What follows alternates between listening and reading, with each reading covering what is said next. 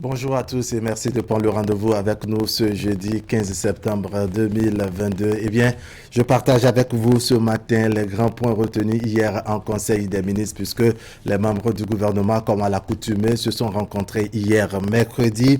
On cite pêle-mêle le recrutement de 100 gardes forestiers au profit de la Direction générale des eaux, forêts et chasses au titre de l'année 2022, l'acquisition de 188 ambulances au profit du service d'assistance médicale d'urgence et des formations sanitaires, la réalisation en urgence de la première phase des travaux d'alimentation en énergie électrique de la route des Perches, le recrutement, sinon la reconstitution de la base de compétences des aspirants au métier d'enseignant au primaire et au secondaire, et puis l'acquisition d'équipements agricoles dans le cadre de la mise en œuvre du plan triennal 2022-2024 de la Société nationale de mécanisation agricole. Eh bien, nous sommes jeudi. Dans Jeudi Environnement, on se propose de connaître et de restaurer l'itinéraire de l'eau pour sortir Cotonou des inondations cycliques. On connaît, n'est-ce pas, la situation des populations de Cotonou. Alfred Rougnon est le président de l'ONG Agir, l'agence nationale, sinon l'agence de gestion intégrée des ressources. C'est lui qui nous propose son éclairage. Et puis plus loin, on va tenter de comprendre ce concept qui va faire école dans les entreprises et dans les sociétés. Ces valeurs partagées. Afousatou Traoré est experte en communication. C'est notre invitée de ce matin. Elle nous donnera la lumière qu'il faut puisque vendredi déjà au Palais des Congrès, il y a une invitation, pour ne pas dire une conférence qui se tient pour partager les valeurs dont elle parle. Actu Matin, c'est ici maintenant. Bienvenue. Bonjour à tous.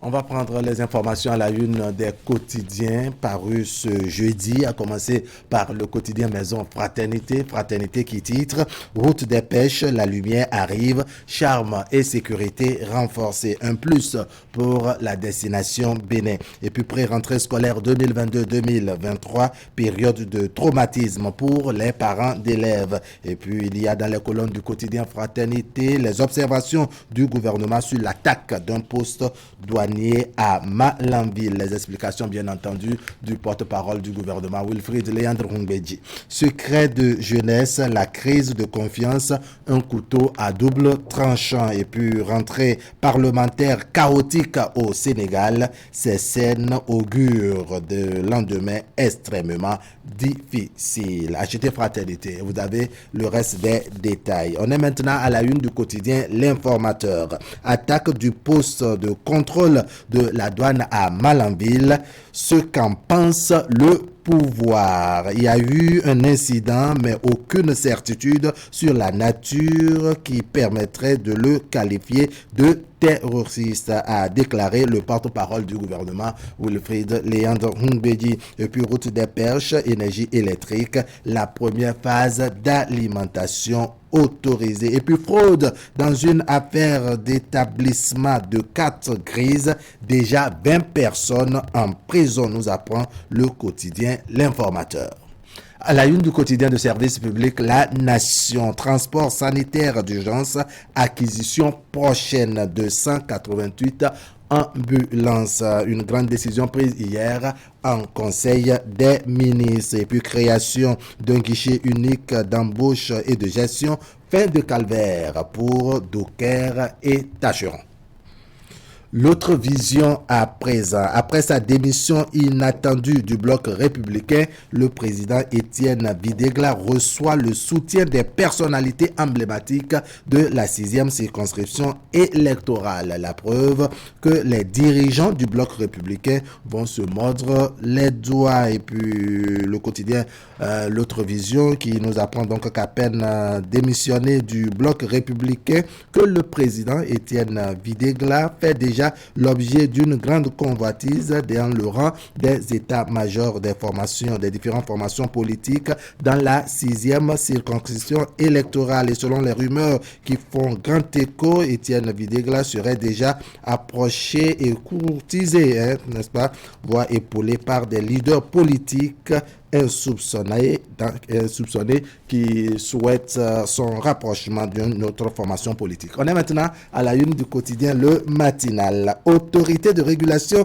du secteur de la santé, le casting du président Patrice Talon, le journal qui donne à voir et à lire aussi bien les photos de l'équipe que leur curriculum vitae.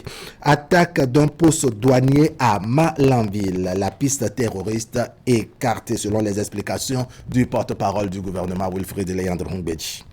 L'autre quotidien, cette fois-ci, attaque meurtrière d'un poste douanier à Malanville. Wilfrid Léandre Ngbeji écarte la thèse d'attaque terroriste.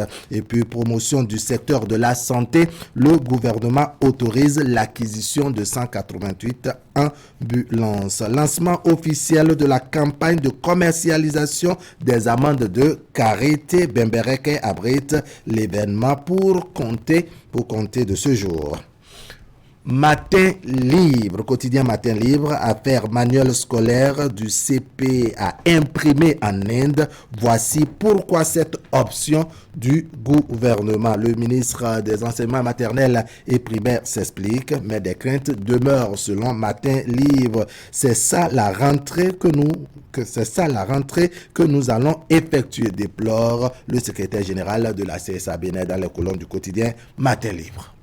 Quotidien La Cloche à présent, reconstitution de la base de compétences des aspirants, de nouveaux tests pour réaliser l'objectif un enseignant par classe. Et puis élargissement en matériel roulant du parking de SAMU Bénin, le gouvernement autorise l'acquisition de 188 ambulances.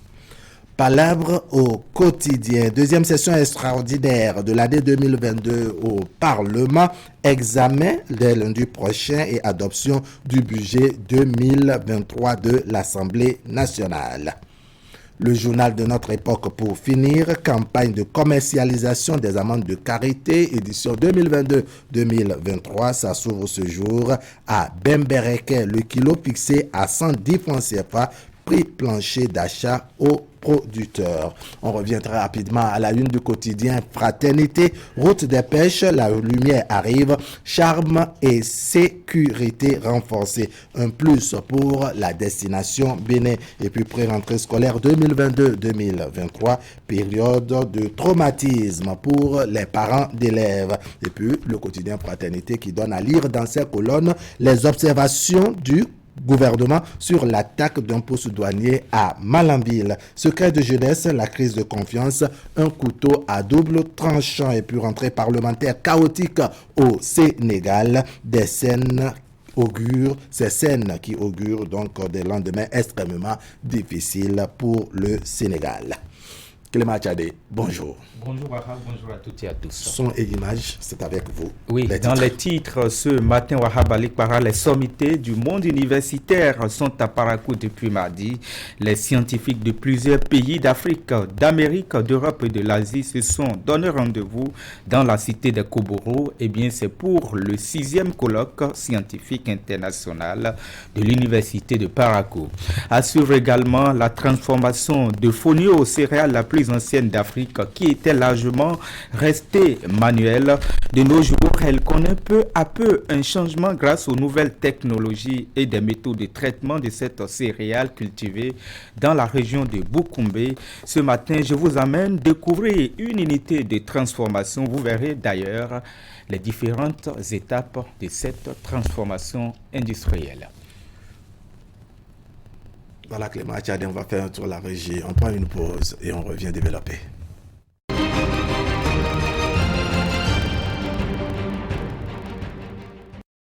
Eh bien, vous l'avez annoncé il y a une poignée de secondes, les universitaires de plusieurs pays d'Afrique, d'Amérique, d'Europe et d'Asie se sont donné rendez-vous à Parakou du 13 au 16 septembre de l'année en cours. C'est dans le cadre donc du 6e colloque scientifique international de l'université de Parakou. La cérémonie d'ouverture est présidée par le secrétaire général du ministère de l'Enseignement supérieur et de la Recherche scientifique et a connu, bien entendu, la présence du préfet du Borgou qui avait à ses côtés les autorités politico-administratives de la commune. On fait maintenant le point avec Karim Nanda et Sokat Ada Tondé. Dans cette grande salle de l'université de Parakou, des chercheurs de 23 pays d'Afrique, d'Europe, des États-Unis et de l'Asie. Ils prennent part à ce 6e colloque scientifique international de l'université de Parakou sous le thème « Les universités africaines face aux défis de la recherche, innovation et de l'employabilité ». Cette première activité d'envergure internationale pour le compte de la nouvelle année académique se veut un cadre de rencontre où les universitaires conjuguent leurs efforts pour renforcer la recherche. Le colloque qui nous réunit ce matin et dont le thème principal est « Université africaine face aux défis de la recherche, l'innovation et de l'employabilité » se veut être un cadre de rencontre où des universitaires, des chercheurs conjuguent leurs efforts dans une réflexion prospective sur l'une des responsabilités majeures de nos universités, les défis liés à la recherche et l'innovation et l'épineux problème de l'employabilité de nos apprenants après leur formation universitaire. Pendant 4 jours, les participants vont partager les résultats de leurs travaux de recherche, ceci dans le but de résoudre le problème de l'employabilité dans nos États africains. 6 ateliers vont meubler ce colloque avec au total 634 communications de 56 universités et centres de recherche. L'université ne peut plus se contenter de former uniquement. Elle devrait aussi préparer ses étudiants à l'insertion professionnelle. Le problème du chômage des diplômés et de l'employabilité des jeunes en général est un problème structurel, grave et profond qui nous interpelle, qui interpelle les responsables des instances universitaires. Plusieurs catégories de chercheurs de divers pays sont réunis à Parakou et cela témoigne de l'enjeu et de l'importance de la question relative à l'employabilité et à l'innovation. Ce colloque s'inscrit dans la ligne droite de la politique nationale du gouvernement pour nos universités. Ce colloque vient donc à point nommé, parce que ce thème central et celui de la conférence inaugurale sont parfaitement en phase avec la vision que le gouvernement porte pour nos universités. En termes d'orientation, de mission fondamentale, de rôle dans la réalisation des objectifs de développement que nous lui avons assignés. Les travaux de ce 6e colloque scientifique international de l'université de Parakou prennent fin le vendredi 16 novembre 2022. On évoque à présent cet appui du ministère des Enseignements maternels et primaires en direction de biens d'apprenants. C'est une initiative du gouvernement qui vise donc à soulager les apprenants sans discrimination aucune. Clément Tchadé. Oui, il y a quelques jours de la rentrée des classes, il a entamé, comme vous l'avez bien dit, l'opération de distribution gratuite de fournitures aux écoliers et écolières et élèves. Pour le lancement officiel de la dite opération, le ministre de l'Enseignement maternel primaire était mardi à Natitengu. Voici les précisions de la cérémonie de lancement de cette action généreuse. Des kits scolaires aux apprenants de la Takora à moins d'une semaine de la reprise des classes. Une initiative qui s'inscrit dans le cadre de l'opération de distribution gratuite des fournitures par le ministère des Enseignements maternels et primaires en vue de créer les conditions favorables à une éducation inclusive et de qualité. La présente cérémonie encourage à aller plus loin sur le chemin de la scolarisation, de l'amélioration de la qualité de l'offre éducative et du respect des droits de l'enfant. Dans son élan de solidarité à l'endroit de ses écoliers, le ministère des Enseignements maternels et primaires est soutenu par des partenaires techniques et financiers qui œuvrent inlassablement pour l'accès et le maintien des enfants à l'école. Permettez-moi de lever un point de voile sur les apports de nos différents partenaires. Ainsi, pour l'UNICEF, on note une mise à disposition de plus de 400 000 kits pour un montant total d'1 400 306 583 francs CFA, provenant du partenariat mondial pour l'éducation sur les deux programmes PME 3 et PME Riposte Covid-19, avec l'agent partenaire qu'est la Banque mondiale. Vient ensuite EDUCO, avec 14 760 000 kits pour un montant de 113 millions de francs CFA. MTL, avec 5 000 kits pour un montant de 53 millions de francs CFA. Plan Bénin, avec 166 748 kits pour un peu plus de 200 millions de francs CFA. Aide et Action internationale, avec 43 129 kits et pour un total de plus de 665 000 kits à distribuer à nos écoliers, écolières et élèves. Occasion propice pour les partenaires techniques et financiers de déceler un satisfecit au gouvernement pour les mesures prises en vue d'une rentrée scolaire apaisée. Comme vous pouvez le constater, le nombre d'élèves bénéficiaires des kits scolaires augmente d'année en année. Ceci est un signal très encourageant puisqu'il démontre l'efficacité du plaidoyer mené par le gouvernement et ses partenaires pour mobiliser davantage d'acteurs autour de l'éducation des enfants. À travers cette opération de distribution gratuite de kits scolaires aux enfants, le gouvernement et ses partenaires techniques et financiers s'engagent ainsi pour une année scolaire réussie. Toujours éducation à quelques jours de la rentrée des classes, ce n'est toujours pas la grande affluence dans les stands de vente de fournitures scolaires. Les clients viennent à compte-gouttes ou même juste pour se renseigner tout simplement et repoussent chemin. Et bien dans le rang des gérants et vendeurs, on s'en remet à Dieu et on garde espoir de pouvoir réaliser ces chiffres d'affaires conséquents dans les dernières minutes précédentes de la reprise des classes. Elena Mousson.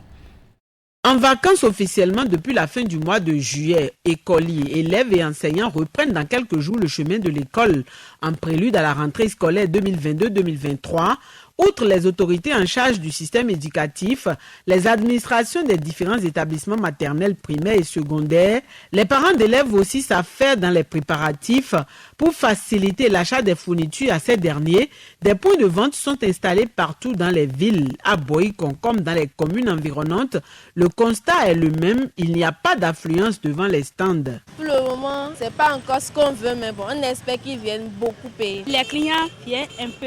Mais bon, et à l'approche de la rentrée, c'est de ce moment qu'il y a beaucoup de clients. Comparativement à l'année passée, les prix ont un peu augmenté. Ils viennent juste demander le prix et ils repartent d'abord pour le moment. Et on sent la mévente, il n'y a pas du monde. Malgré que nous sommes à quelques jours de la rentrée, on ne sent pas qu'il y a la rentrée, on ne sent pas la rentrée. Il n'y a pas d'argent. Sinon, il y a 2 ans, en cette période, on vendait déjà un peu. Mais cette fois-ci, nous venons juste dormir devant nos stands parce que les clients ne viennent pas. Ils viennent un peu. Comme la rentrée est encore un peu loin là-bas. C'est à cause de ça qu'on ne les voit pas encore beaucoup. Selon les explications des uns et des autres, la mévente observée s'explique par la cherté de certains articles. À ceci s'ajoute la morosité économique. Néanmoins, vendeurs et vendeuses gardent toujours espoir. J'invite les parents de venir massivement payer les fournitures pour les enfants parce que l'éducation des enfants est primordiale et essentielle pour le développement du pays. Je dis aux parents d'élèves de vite venir acheter les cahiers pour nos frères et pour nos soeurs. Déjà, la rentrée est là, donc ils n'ont qu'à venir, qu'ils sortent massivement. Nous, on est là pour les accueillir, pour leur offrir des trucs de bonne qualité quand même. Pour le moment, ils viennent à compte un à un, mais quand même, ils achètent. Ils achètent, ils ne manquent pas d'arriver, ils se plaignent. Mais pourtant, avec leurs réserves, ils essayent de prendre au moins quelques paquets pour ne pas être acculés après. Les cahiers qu'on payait le paquet à 1000 francs, 1050, c'est aujourd'hui à 1300. Donc on n'y peut rien. On essaye de tenir le coup. En quelques jours de la reprise des cours, c'est la course contre la montre dans les familles. Les parents se mettent la pression afin que leurs enfants ne manquent pas du nécessaire pour une bonne reprise des classes. Pour rappel, la rentrée scolaire cette année est fixée au 19 septembre. À Cotonou, plusieurs espaces sont occupés pour assurer cette même vente de fournitures scolaires. C'est le moment pour les différents stands et boutiques de faire une bonne recette. Et parents et élèves s'y rendent pour se procurer les fournitures nécessaires afin d'apprêter une bonne rentrée scolaire. Regardez ce reportage. Le constat est le même sur tous les stands de vente de fournitures scolaires à Abomey-Calavi. La hausse des prix des différents produits met en difficulté plus d'un. Impuissants face à ce constat, les parents d'élèves se plaignent de la flambée des coûts des articles. Ils décrivent cette situation compte tenu du contexte économique actuel. Et par rapport à l'année passée, vu l'état actuel que nous vivons, nous tous, y compris vous aussi, parce que le quotidien aujourd'hui, ce n'est pas ce qu'on dit là, hein. Et on va encore flanquer les prix sur les fournitures. Qu'est-ce qu'on veut pour ça? Par rapport aux fournitures scolaires en cette année-ci, les choses sont devenues tellement chères qu'on ne pourrait même pas dire. Par exemple, le paquet de 100 pages là, c'était à 1100 francs avant. Maintenant, c'est devenu à 1300 le paquet. Tous les produits ont augmenté de prix. Les vendeurs, eux, peinent à écouler leurs produits jugés trop coûteux par la clientèle. Les clients aussi ne viennent pas. Peut-être il n'y a pas l'argent dans le pays, peut-être bien. Hein. Sinon, l'année dernière, à l'heure là, il y aura déjà du monde ici. Pour l'instant, il n'y a pas assez d'influence comme cela. La raison n'est pourtant pas inconnue des acteurs de ce commerce. Les prix d'achat des fournitures sont déjà élevés à l'acquisition. Conséquence, la réduction des recettes. Les gens achetaient, au lieu de même 15 cahiers, achetaient 2 paquets de 10, ce qui faisait 20. Mais aujourd'hui, les gens n'ont pas d'argent, ou bien il y a une crise, je ne sais pas, que les gens n'ont pas d'argent. Les gens n'ont pas d'argent et Ce qui fait qu'ils n'achètent pas la totalité de ce qu'ils devraient acheter pour leurs enfants. Malgré les prix, les parents sortent pour le moment au compte-gouttes pour s'acquitter de ce devoir vis-à-vis de leurs enfants. Et je vous l'ai promis, cette immersion dans cette unité de transformation de Fonio, céréales la plus ancienne d'Afrique qui était largement restée manuelle. Elle était donc harassante, contraignante et à la limite très peu mécanisée. Mais de nos jours, elle connaît peu à peu de changements grâce aux techniques et aux nouvelles méthodes de traitement de cette céréale cultivée dans la région de Boukoumbe, c'est dans la partie septentrionale du Bénin, pour obtenir un produit de qualité et surtout amoindrir les difficultés qui jalonnent le processus de production, de transformation et de sa commercialisation. Angèle Opala a créé une unité de transformation où le travail s'effectue à la fois de façon mécanique et manuelle. Allons à la découverte des différentes étapes de transformation de Fonio. C'est un magazine de la rédaction signé par Alassane Arona Abdou Sahabi Idrissou. Angèle Opala, la cinquantaine révolue et résidente à Natitengou, est promotrice de Fonio, une céréale à grains fins cultivée dans la commune de Boukoumbe et ses environs. Très peu connue du grand public malgré ses vertus et progressivement délaissée par les producteurs, cette céréale a survécu grâce à Dame Angèle, promotrice de l'entreprise Procin Bénin, spécialisée depuis plus de 2 décennies dans sa production et surtout sa transformation. Une transformation qui nécessite une série d'opérations, tant manuelles que mécaniques. Dans cette unité de transformation, subdivisée en plusieurs compartiments, Angèle et ses collaboratrices s'emploient à traiter cette céréale. Avant de décortiquer, il faut ne pas est stocké ici. Une fois le fonio récolté, il est d'abord séché au soleil avant de passer dans la décortiqueuse qui rend la tâche moins pénible que par le passé. Le fonio paddy, on le met dans la décortiqueuse et la décortiqueuse travaille pour enlever la peau pour donner au fonio grain. Et la décortiqueuse qui est là, c'est une décortiqueuse du Nigeria et qui travaille bien, vraiment ça décortique bien les fonio, ça rend les fonio blancs, ça blanchit les fonio. Le fonio sorti de la décortiqueuse prend cet aspect un peu blanchâtre.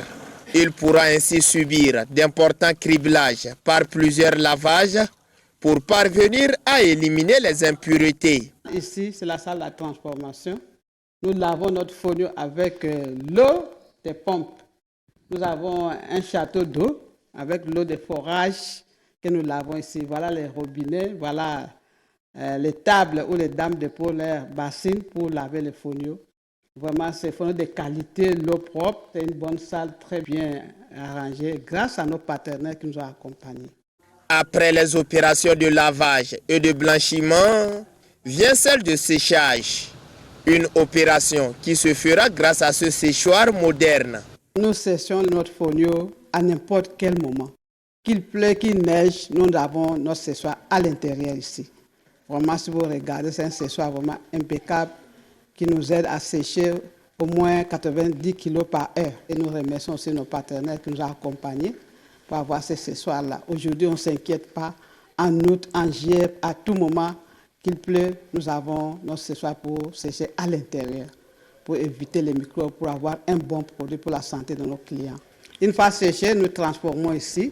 Nous avons au moins 7 dérivés de fonio. D'abord, les fonio qui sortent de la machine, c'est les fonio grains, que nous lavons aussi, c'est les grains jusque-là.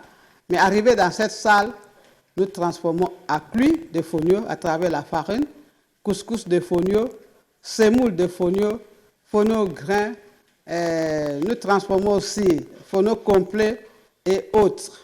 Dans la transformation de la céréale la plus ancienne d'Afrique, les difficultés ne manquent pas. Il n'y a pas l'eau, il n'y a pas l'électricité dans un quartier urbain de Natitengou. Alors ce sont vraiment les difficultés.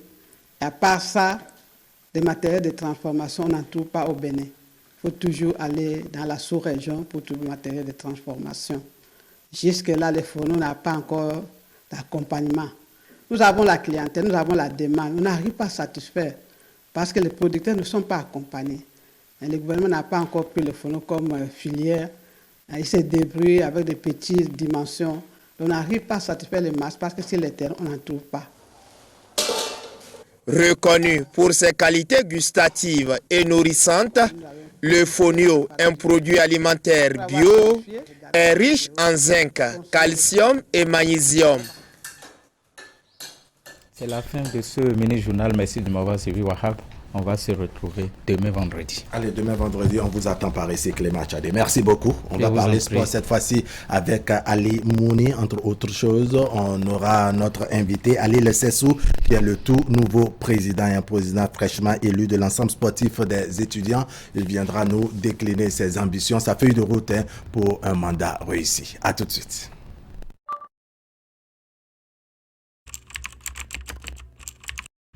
Votre chaîne Canal 3 Bénin à portée de main. Envie de fraîcheur?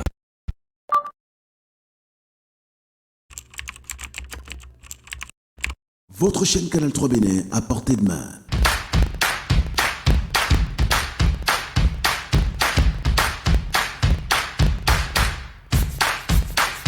Découvrez désormais, depuis votre smartphone ou tablette, toute l'actualité nationale et internationale, vos émissions préférées de la chaîne Canal 3 en live 24/24, où que vous soyez, à travers son application disponible en téléchargement libre sur Play Store. Canal 3 et sur le www.canal3television.com, vous êtes les bienvenus. Canal 3, la passion de l'image. Et oui, le complexe scolaire Clé de la Réussite a obtenu au bac 2022 7 mentions très bien et plusieurs mentions bien. C'est la culture de l'excellence à travers des séances de travaux dirigées en soutien aux cours théoriques et pratiques. Inscrivez-vous au complexe scolaire Clé de la Réussite pour différentes formations. Enseignement primaire de la classe de CI au CM2, enseignement général et commercial de la 6e en terminale. A, B, C, D, G1, G2 et G3. Formation en secrétariat bureautique. Formation en transit et consignation. Nos différents sites sont désormais équipés de caméras de surveillance et nous disposons d'un forum digital pour discussion et échange avec les parents d'élèves. Sites de Ménontin vont en face du marché de Ménontin, de Zobouré vont derrière le stade de l'Amitié, de Bégamin en face des rails, de Calavi au quartier Agori, route de Tampé. Clé de la Réussite, votre école famille cultive l'excellence depuis bientôt 20 ans. Téléphone à 97 88 42 16. Envie de fraîcheur? Recherchez-vous des climatiseurs de qualité à basse consommation d'énergie électrique? La solution, c'est Airfroid Technologies. Airfroid, ce sont des climatiseurs écologiques, silencieux et surtout très économiques. Nous disposons aussi de la marque Galanz. Découvrez la toute nouvelle technologie, les climatiseurs inverteurs. Une technologie exceptionnellement élaborée pour les zones de forte baisse de tension. Ils sont aussi élégants que silencieux. Vous ne serez que séduit par la qualité de leur fraîcheur et surtout leur très faible consommation électrique. Une technologie entièrement tropicalisée, pièces de rechange disponibles. Visitez notre showroom à Cotonou, à 100 mètres du commissariat central, en allant vers l'église Saint-Jean. Contacte 61 17 63 77. Notez bien des climatiseurs à basse consommation d'énergie électrique. Il n'y a rien pour stimuler nos émotions comme un bon jeu de sport. Pourquoi tu ne rentres pas dans la télévision pour lui faire la passe? Et comme dans la vie, tout ce qu'il faudrait, c'est une idée folle pour changer la donne. Et devenir la scène pour votre succès. Okay guys, listen, you have to tighten our defense. You, make sure you pass the ball. C'est ainsi que sont faits les gagnants. Ils ont une chance de dominer le jeu et saisissent cette chance pour prendre leur destin entre leurs propres mains. Êtes-vous prêt à gagner? 1xBet, suivez les leaders.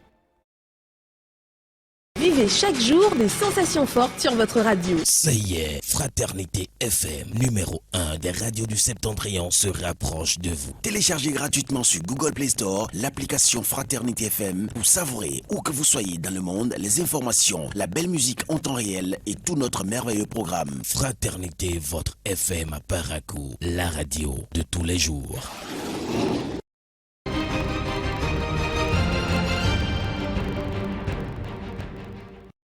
Ali Mouni, bonjour. Bonjour, Habali Para. Allez, on parle sport avec vous. On commence par quoi déjà? On commence par la Ligue des champions européens. Donc, la suite de la deuxième journée a été disputée hier sur le vieux continent et donc différentes explications sur les différentes pelouses avec beaucoup de surprises et beaucoup de remontées, beaucoup de retournements de situation, dont entre autres la rencontre entre le Paris Saint-Germain et le club de Maccabi Haïfa d'Israël. Les Parisiens qui ont réussi donc à revenir au score après donc être menés déjà après la première vingtaine de minutes de jeu.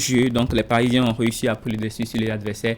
Donc on va faire donc le point des récapitulatifs donc des différents résultats de cette rencontre. C'était le Milan qui a débuté en première hier. Le Milan AC s'était imposé 3-1 à domicile face à son adversaire Dinamo Zagreb. L'autre rencontre disputée en première également, c'est le match nul 1-2 buts partout entre Shakhtar Donetsk et le Celtic Glasgow. Les Rangers donc se sont inclinés à domicile face à Napoli. Les Rangers qui ont commencé dur et avec assez d'agressivité ont fini par couper d'un carton rouge et donc en infériorité numérique n'ont pas su faire grand chose face aux Napolitains. Le Real Madrid a pris le dessus sur son adversaire 2-0 à l'arrivée, sans parler de la rencontre sans parler bien sûr du match nul entre Chelsea et Salzbourg. Les Blues de Chelsea, malgré le nouvel entraîneur Potter, sont toujours en difficulté et donc le clean sheet, c'est donc un seul enregistré cette saison après près de 9 rencontres disputées. Man City aussi qui a réalisé une belle performance hier soir. On les connaît bien sûr dans cette situation. Ils arrivent facilement à renverser la situation et ce qui est fait avec le chef-d'œuvre de Erling Haaland en dernière minute qui permet donc aux Citizens d'emporter cette rencontre face à leur adversaire de Dortmund. Copenhague et puis Séville se sont séparés 2-2 score à l'arrivée, 0 but partout. La Juventus de Turin s'est incliné à domicile face à une très belle formation de Benfica qui logiquement s'est imposé 2-1 à l'arrivée. Et pour finir, c'est donc cette rencontre entre le Paris Saint-Germain qui s'est imposé à l'extérieur face à son adversaire, score à l'arrivée 3-1 avec un but des 3 attaquants parisiens. On va revenir au pays pour parler handball à présent. Handball avec le tournoi de handball des jeunes de U16 qui se déroule dans 3 zones, la zone A, zone B et puis la zone C. On connaît depuis donc hier toutes les équipes qualifiées pour la phase nationale qui aura lieu en décembre prochain. Et donc dans la zone A, la finale a été disputée, c'était hier entre Azo Model et puis Ondo Sport, la zone A qui regroupe donc les équipes de la zone sud. Et donc cette rencontre est remportée par Azo Model sur le score de 35-12. C'était donc à Porto Novo pour cette compétition. Il faut rappeler que c'est bien sûr dans le cadre du projet sport féminin piloté bien sûr par l'ambassade de France et puis le ministère des Sports béninois. Donc cette compétition est organisée bien entendu par la Fédération béninoise de handball. On fait donc le point des équipes qualifiées pour cette phase nationale. Au niveau de la zone A, il y a Azo Model de Porto Novo, Ondo de Pobet, Flowers de Cotonou et Academia de Cotonou. Dans la zone B, il y a Flambeau SC d'Abomey, il y a Synergie de Waikon, Escuf de Zumbonou et puis l'équipe Azo Baobab de Lokosa. Dans la zone C, c'est bien sûr cette zone qui était, dont on a connu les premières équipes qualifiées pour cette phase nationale. Il y a Espoir de Parakou qui a remporté bien sûr dans la zone C. Donc cette rencontre, cette compétition qui s'est déroulée du côté de Parakou, Aestakounen qui était donc finaliste malheureux, Asek de Djougou, 3e de la compétition et Faucon. Voici donc les 12 équipes qualifiées pour cette phase nationale du tournoi de handball. Voilà, dans le cadre du projet sport féminin Wahab, on va recevoir à présent notre invité de ce matin. Que j'avais déjà annoncé, Alil Sessou, n'est-ce pas, qui est le tout nouveau président de l'ensemble sportif des étudiants. Alil Sessou, bonjour. Oui, bonjour. Bonjour Alil et merci d'avoir accepté notre invitation. C'est un plaisir et merci à vous de m'avoir invité.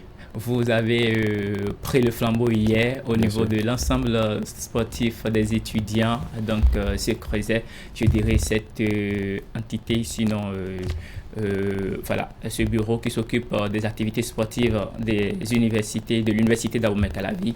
Vous avez pris donc service hier à l'issue d'une cérémonie sobre de passation de service. Donc vous êtes désormais le nouveau président. Alors dites-nous après voilà, une telle passation, si on se refait aux difficultés de l'ensemble sportif des étudiants, est-ce qu'on peut parler des sentiments de joie? Oui, on peut parler de sentiment de joie en ce sens que quand on est élu, c'est une réussite, c'est une joie. Il y a eu challenge, il y a eu quelqu'un qu'on a battu. Mais en même temps, avec le travail qui est là, ça nous dit en même temps, c'est pas le moment de dormir, c'est qu'il faut être apte à pouvoir se lancer en même temps, être dynamique et pouvoir travailler pour qu'en un an, le résultat soit atteint. Parce que c'est juste un an, c'est à peine 12 mois. C'est un défi. Hein? Un défi, c'est du sérieux. Et on dit souvent quand c'est dur, seuls les dieux avancent. Et c'est pas normal que quand il y a trop de difficultés, on puisse fuir. C'est important de pouvoir s'y mettre. Et là, à la fin, on pourra dire oui, il y a un truc qui a été fait. Est-ce que vous vous sentez à même de prendre la mesure de la situation après cette passation de service sobre telle que décrivait Ali Moumouni tout à l'heure? La situation est analysée de fond en comble et nous pensons être à la hauteur de la mission qui est à nous assigner. En même temps, nous savons avec tout ce qu'il faut qu'il y a ceux-là qui peuvent et qui pourront toujours nous accompagner. Nous avons ceux-là, les jeunes, la ressource humaine qui est disponible. Et donc, avec un recul bien fait, une analyse bien faite, on pourra essayer de faire ce qu'il faut et pouvoir faire mieux que nos prédécesseurs. Si vous y êtes allé, certainement que vous avez un projet, sinon des ambitions pour, je dirais, redorer l'image de cette maison qu'est les yeux. Alors, est-ce qu'on peut connaître vos ambitions? Nos ambitions, elles sont en grande réalité sous deux axes. Le développement de la pratique sportive pour le grand ensemble, pour tout le monde, et le développement du sport de haut niveau. Et donc, pour ceux-là qui ne pratiquaient pas le sport, au moins le sport de santé et tout cela, on va mettre ceux-là dans une catégorie. Et maintenant, ceux-là qui sont des athlètes, des sportifs de certains niveaux, les préparer, les travailler à ce que les championnats et les disciplines soient à un certain niveau et qu'en même temps qu'on puisse les propulser vers le haut niveau. Et donc, il faudrait qu'on puisse d'une manière ou d'une autre réveiller cette double originalité qu'on avait toujours, la parité entre autorités et étudiants dans la gestion du sport universitaire. Parce qu'en réalité, dit qu'on va gérer le sport universitaire entre étudiants, c'est se leurrer. Et donc, il fallait que désormais, que cette complicité qu'on avait toujours eue par le passé, qui nous avait marché, qu'on puisse la réveiller, cette complicité-là, et qu'on puisse d'une manière ou d'une autre essayer de travailler à ce qu'on puisse avoir les objectifs atteints. Qu'on puisse réveiller le sport, le handisport, parce que d'une manière ou d'une autre, ça a disparu à l'université, et que le sport du genre revienne, et que dans toutes nos disciplines, on puisse avoir le sport féminin et le sport masculin. Oui, on vous connaît aussi athlète, hein, vous participez à plusieurs compétitions avec votre équipe universitaire pour la discipline bien précise de la balle au tambourin. Et puis, on sait que vous l'avez bien défini tout à l'heure, vos ambitions, faire la part des choses, le sport de santé d'un côté et puis le sport professionnel également. Mais est-ce que vous pensez un an, c'est en tout cas très peu, est-ce que vous pensez, c'est vrai que vous pouvez renouveler, mais est-ce que vous pensez que c'est possible qu'est-ce qu'il faut faire concrètement pour sortir le sport universitaire, parce qu'on sait, si on regarde sur d'autres cieux, on voit comment ça marche, le sport universitaire, la place qu'elle occupe, et qu'il occupe au plan national, la place qu'il occupe dans le côté pratique professionnelle. Qu'est-ce qu'il faut faire ici pour changer selon vous? Aujourd'hui, vous êtes à la tête de l'ESE, qu'est-ce qu'il faut faire et quelles sont les démarches qu'il faut mener pour y arriver? Déjà, je vous l'ai dit, par le passé, c'était toujours une guerre entre ESE et autorité. C'est à nous la gestion, c'est à vous la gestion. Et donc, banalement, on passe 6 mois, 1 an à finir avec cette guerre. Un autre bureau vient, ça continue. Désormais, il faut finir avec ça. Il faudrait pouvoir faire une étude de la chose et dire le sport universitaire, c'est pas une chose de. Il faut aller à l'essentiel. Oui, c'est pas une chose des universitaires. Quand ça marche à l'université, c'est le plan national qui est impacté. Et donc, faire une assise réelle et qu'on puisse travailler à ce que dans la main les autorités, les étudiants puissent travailler à pouvoir impacter le sport. Mais en même temps, il faudrait qu'on puisse, sur le terrain, les terrains sont vétustes, il faudrait qu'on puisse les réparer, qu'on puisse équiper les équipes et qu'on puisse d'une manière ou d'une autre revoir les joueurs. Parce que les athlètes, d'une manière ou d'une autre, au handball par exemple, certains sont montés au haut niveau, il faudrait rétoffer l'équipe et qu'on puisse, la rentrée universitaire est en cours, elle va bientôt, il faudrait qu'on puisse, les nouveaux bacheliers qui vont venir, qu'on puisse les insérer dans le système universitaire de sport. Et donc, tout ça est fait. Et que l'accompagnement qu'il faut est fait avec des partenaires dignes du nom. Je pense que les fédérations qui sont là actuellement avec le ministère des Sports, il y a un travail qui est déjà en train d'être fait. Si le travail est bien accompagné avec le système de l'OPSU, tout ça ensemble, je pense que ça va prendre. Alors, vous venez de prendre service, vous avez parlé de ce conflit, ces guerres, toutes ces altercations qu'il faut mettre de côté. Actuellement, c'est quoi l'urgence pour pouvoir lancer les travaux? L'urgence actuellement, c'est, comme je l'ai dit tout à l'heure, c'est qu'il faut rétoffer, équiper à nouveau les équipes. Il faut faire un nouveau recrutement, c'est important. L'urgence, c'est relancer le sport universitaire avec les nouveaux bacheliers qui sont venus, qu'il faut relancer les choses, être prêt à ce que les compétitions qui vont venir, parce qu'il y a des compétitions qui vont venir, apprêter les équipes et en même temps avoir la politique du sport d'avenir. Merci beaucoup Alil Sessou, merci d'avoir accepté notre invitation. C'est un plaisir de vous avoir dans nos murs. Je rappelle que vous êtes le président élu de l'ensemble sportif des étudiants. Vous avez un mandat d'un an à la tête de cette institution. Et bon vent à vous.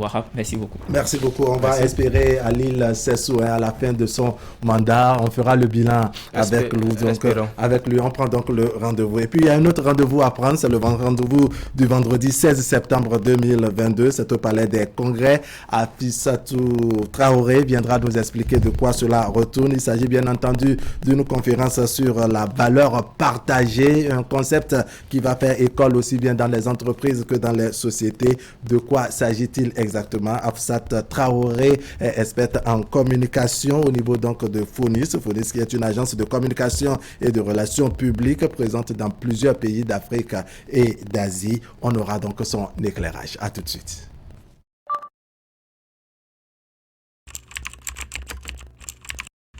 Votre chaîne Canal 3 Bénin à portée de main.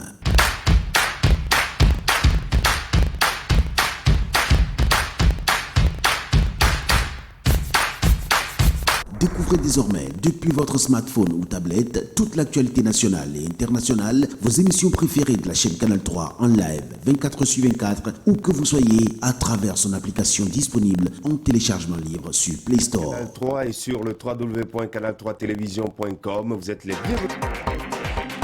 Canal 3, la passion de l'image.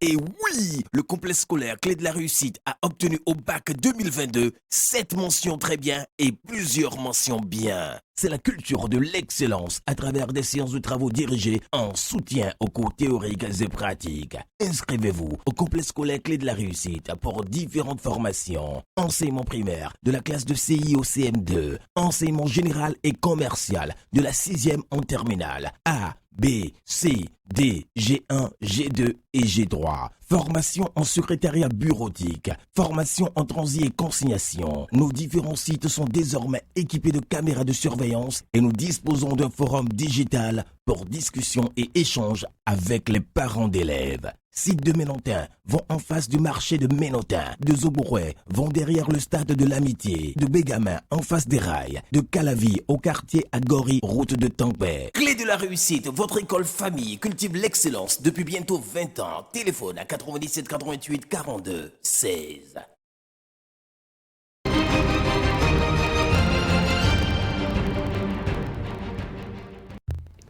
Afsat Traoré, bonjour. Bonjour monsieur. Bienvenue sur le plateau d'Actu Matin. Vous nous donnez rendez-vous pour demain, vendredi, au Palais des Congrès. De quoi s'agit-il exactement?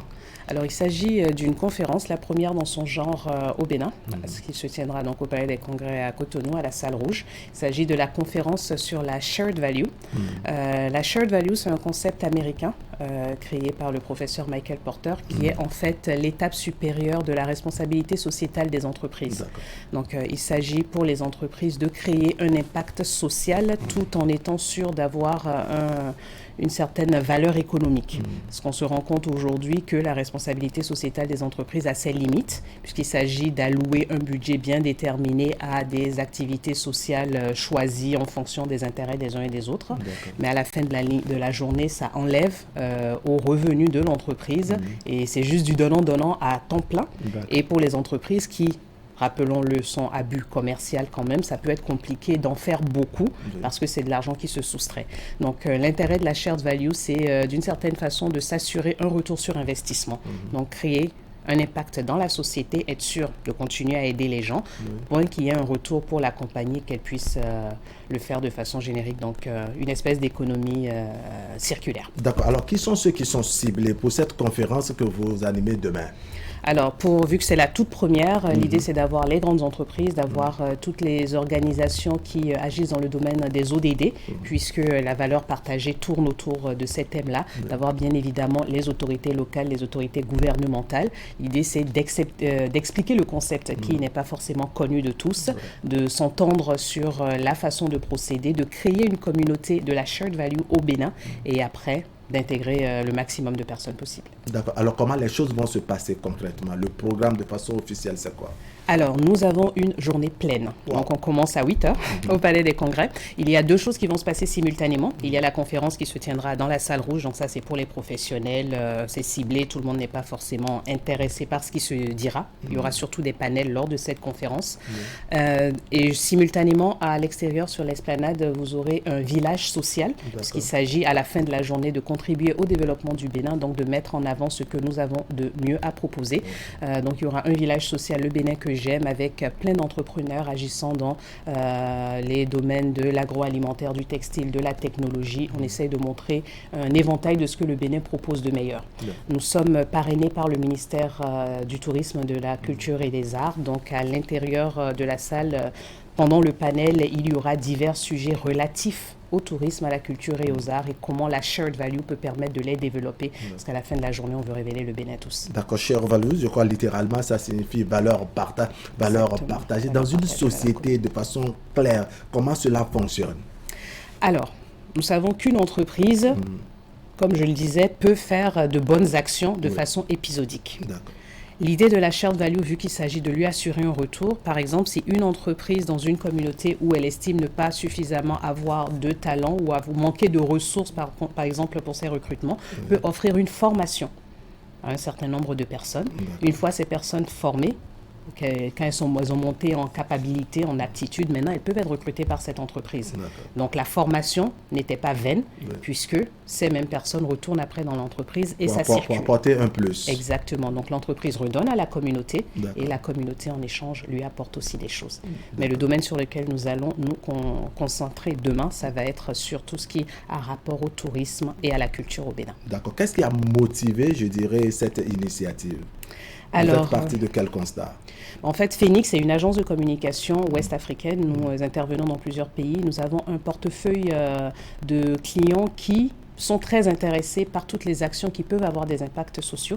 Donc, c'est suite à nos différents échanges, à nos discussions, de voir les façons dont ces actions sociales peuvent continuer à avoir lieu. Nous savons que nous sommes dans un contexte économique difficile et en général, on essaye de faire des économies un peu partout. Mais comment continuer à impacter la société sans trop affecter le bottom line de la compagnie? C'est suite à cette discussion que l'idée est née et nous avons eu la chance d'avoir un partenaire financier qui a cru en nous pour cette première édition. Donc, MTN qui nous accompagne sur cette première édition qui est en fait une présentation au Bénin de ce que c'est que Creating Shared Value, le concept des valeurs communes. D'accord. Le profil de ceux qui feront la conférence, c'est quoi? Ils sont des spécialistes en marketing, ce sont des patrons d'entreprise, des chefs de société. C'est qui exactement ceux qui veulent faire le travail? Nous aurons le ministre de la Culture, nous avons le représentant du système des Nations Unies, nous avons la CEO de MTN qui sont nos figures de pro, qui sont les flagships pour cette conférence. À côté, nous avons plusieurs cadres de l'ANPT, donc l'Agence nationale pour le tourisme. Nous avons le directeur de Radio Bénin Culture. Nous avons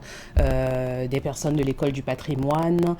Tous ceux qui sont impliqués dans le développement du tourisme au Bénin, tous ceux que les innovations intéressent, tous ceux qui pensent au partenariat public-privé, tous ceux qui sont habitués au type de financement pour des projets culturels et touristiques qui parfois pour les entreprises semblent comme, on va dire, de l'amusement, du temps perdu ou quoi que ce soit, alors que derrière ça crée de la valeur pour le pays, ça permet, comme je le dis, de révéler notre Bénin, ce qui nous tient tous à cœur. Toutes ces personnes-là feront partie de la conférence, que ce soit en tant que panélistes ou invités dans la salle pour participer aux discussions et en apporter davantage à toutes les personnes présentes. Alors, votre agence de communication, Phoenix, a les yeux un peu partout et donc intervient dans bien de domaines. Pourquoi vous avez ciblé, je dirais, de façon particulière le tourisme? Alors, le tourisme est... je vais dire, c'est l'âme d'un pays. D'une certaine façon, c'est quelque chose qui a rapport avec la culture. L'idée, c'est le tourisme permet de découvrir un pays, de le révéler au monde, de montrer ce qu'il a à offrir. Et on va dire, notre démarche, elle est dans l'objectif d'aider à révéler le Bénin. C'est en droite ligne avec les objectifs du développement, c'est en droite ligne avec les ambitions gouvernementales. Donc, pour nous, c'était un sujet consensuel qui permettait de réunir plusieurs profils de personnes autour d'une cause commune. D'accord. Votre mot de conclusion? Écoutez, merci de m'avoir reçu. J'espère que tous les téléspectateurs passeront nous voir demain, donc à partir de 8h au Palais des Congrès, ne serait-ce que pour se rendre dans le village social, donc le Bénin que j'aime, pour avoir l'occasion de voir un éventail de ce que le Bénin a à offrir en termes de talent et d'offres et de services produits. Merci beaucoup. Traoré, merci beaucoup. Merci d'être passé sur le plateau d'Actu Matin. On va prendre donc le rendez-vous avec vous. Ce serait demain vendredi 16 septembre 2022 au Palais des Congrès de Cotonou. Merci beaucoup. Allez, on va parler environnement cette fois-ci avec Alfred Rougnon. Il est le président de l'ONG Agir. Agir, c'est l'agence de gestion intégrée des ressources. On va tenter d'évaluer un peu la situation qui est d'ordinaire celle des populations de la ville de Cotonou, surtout en saison pluvieuse. La question des inondations, comment reconnaître et restaurer l'itinéraire de l'eau pour sortir Cotonou des inondations, c'est la thématique de ce matin. Envie de fraîcheur? Recherchez-vous des climatiseurs de qualité à basse consommation d'énergie électrique? La solution, c'est Airfroid Technologies. Airfroid, ce sont des climatiseurs écologiques, silencieux et surtout très économiques. Nous disposons aussi de la marque Galangs. Découvrez la toute nouvelle technologie, les climatiseurs inverteurs. Une technologie exceptionnellement élaborée pour les zones de forte baisse de tension. Ils sont aussi élégants que silencieux. Vous ne serez que séduit par la qualité de leur fraîcheur et surtout leur très faible consommation électrique. Une technologie entièrement tropicalisée, pièces de rechange disponibles. Visitez notre showroom à Cotonou, à 100 mètres du commissariat central en allant vers l'église Saint-Jean.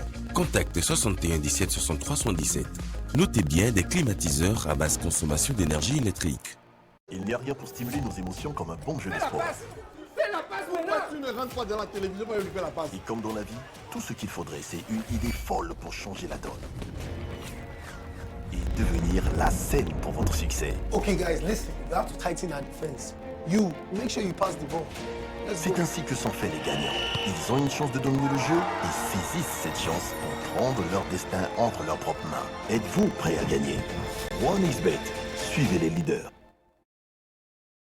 Vivez chaque jour des sensations fortes sur votre radio. Ça y est, Fraternité FM, numéro 1 des radios du Septentrion se rapproche de vous. Téléchargez gratuitement sur Google Play Store l'application Fraternité FM pour savourer, où que vous soyez dans le monde, les informations, la belle musique en temps réel et tout notre merveilleux programme. Fraternité, votre FM à Parakou, la radio de tous les jours.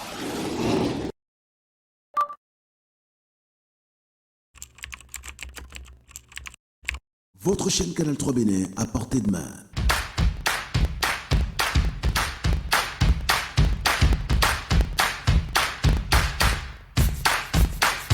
Découvrez désormais, depuis votre smartphone ou tablette, toute l'actualité nationale et internationale, vos émissions préférées de la chaîne Canal 3 en live, 24/24, où que vous soyez, à travers son application disponible en téléchargement libre sur Play Store. Canal 3 est sur le www.canal3television.com. Vous êtes les bienvenus.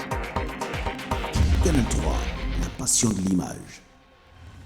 De réussite. Chaque année, une innovation. Et oui, le complexe scolaire Clé de la Réussite a obtenu au bac 2022 7 mentions très bien et plusieurs mentions bien. C'est la culture de l'excellence à travers des séances de travaux dirigées en soutien aux cours théoriques et pratiques. Inscrivez-vous au complexe scolaire Clé de la Réussite pour différentes formations. Enseignement primaire de la classe de CI au CM2. Enseignement général et commercial de la 6e en terminale. A, B, C, D, G1, G2 et G3. Formation en secrétariat bureautique, formation en transit et consignation. Nos différents sites sont désormais équipés de caméras de surveillance et nous disposons d'un forum digital pour discussion et échange avec les parents d'élèves. Sites de Ménontin vont en face du marché de Ménontin, de Zobouroué vont derrière le stade de l'Amitié, de Bégamin en face des rails, de Calavi au quartier Agori, route de Tampere. Clé de la Réussite, votre école famille cultive l'excellence depuis bientôt 20 ans. Téléphone à 97 88 42 16.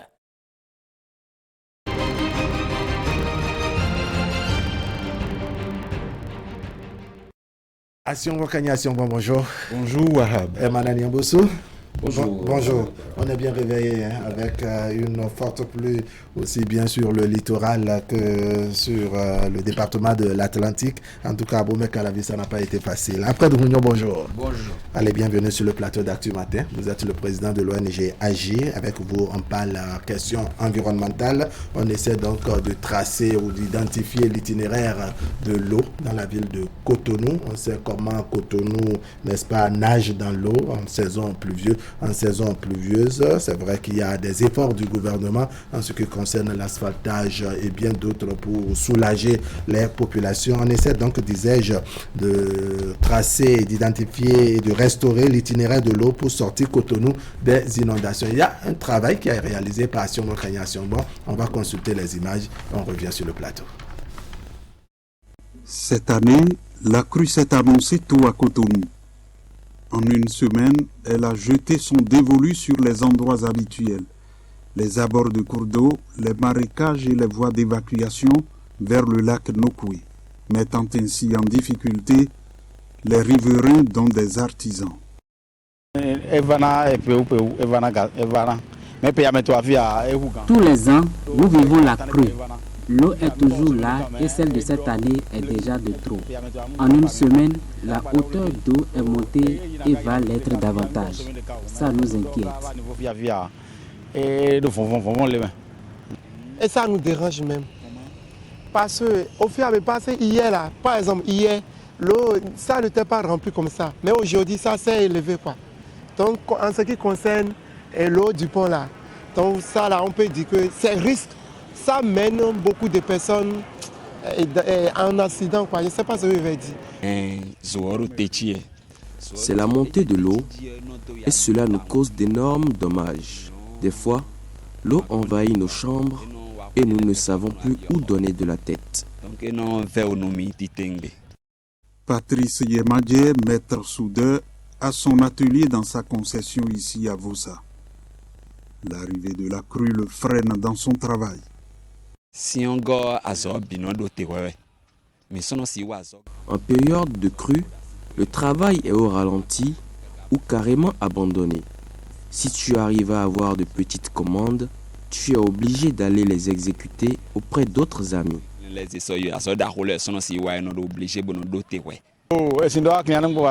En période de crue, nous n'arrivons plus à travailler. La galère commence ainsi et nous allons en souffrir.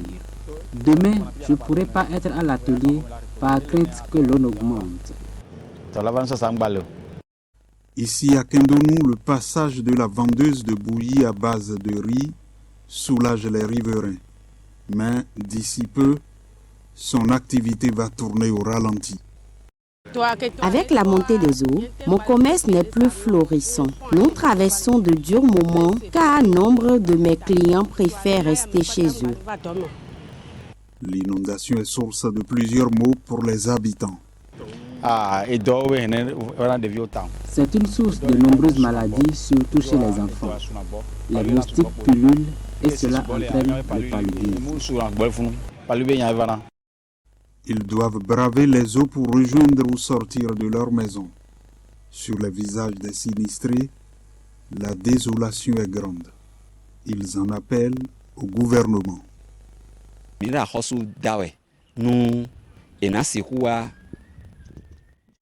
Au niveau de nos maisons et de nos ateliers, nous avions déjà fait un effort, mais il nous est difficile d'y amener nos outils de travail. Nous prions les autorités pour qu'ils nous viennent en aide.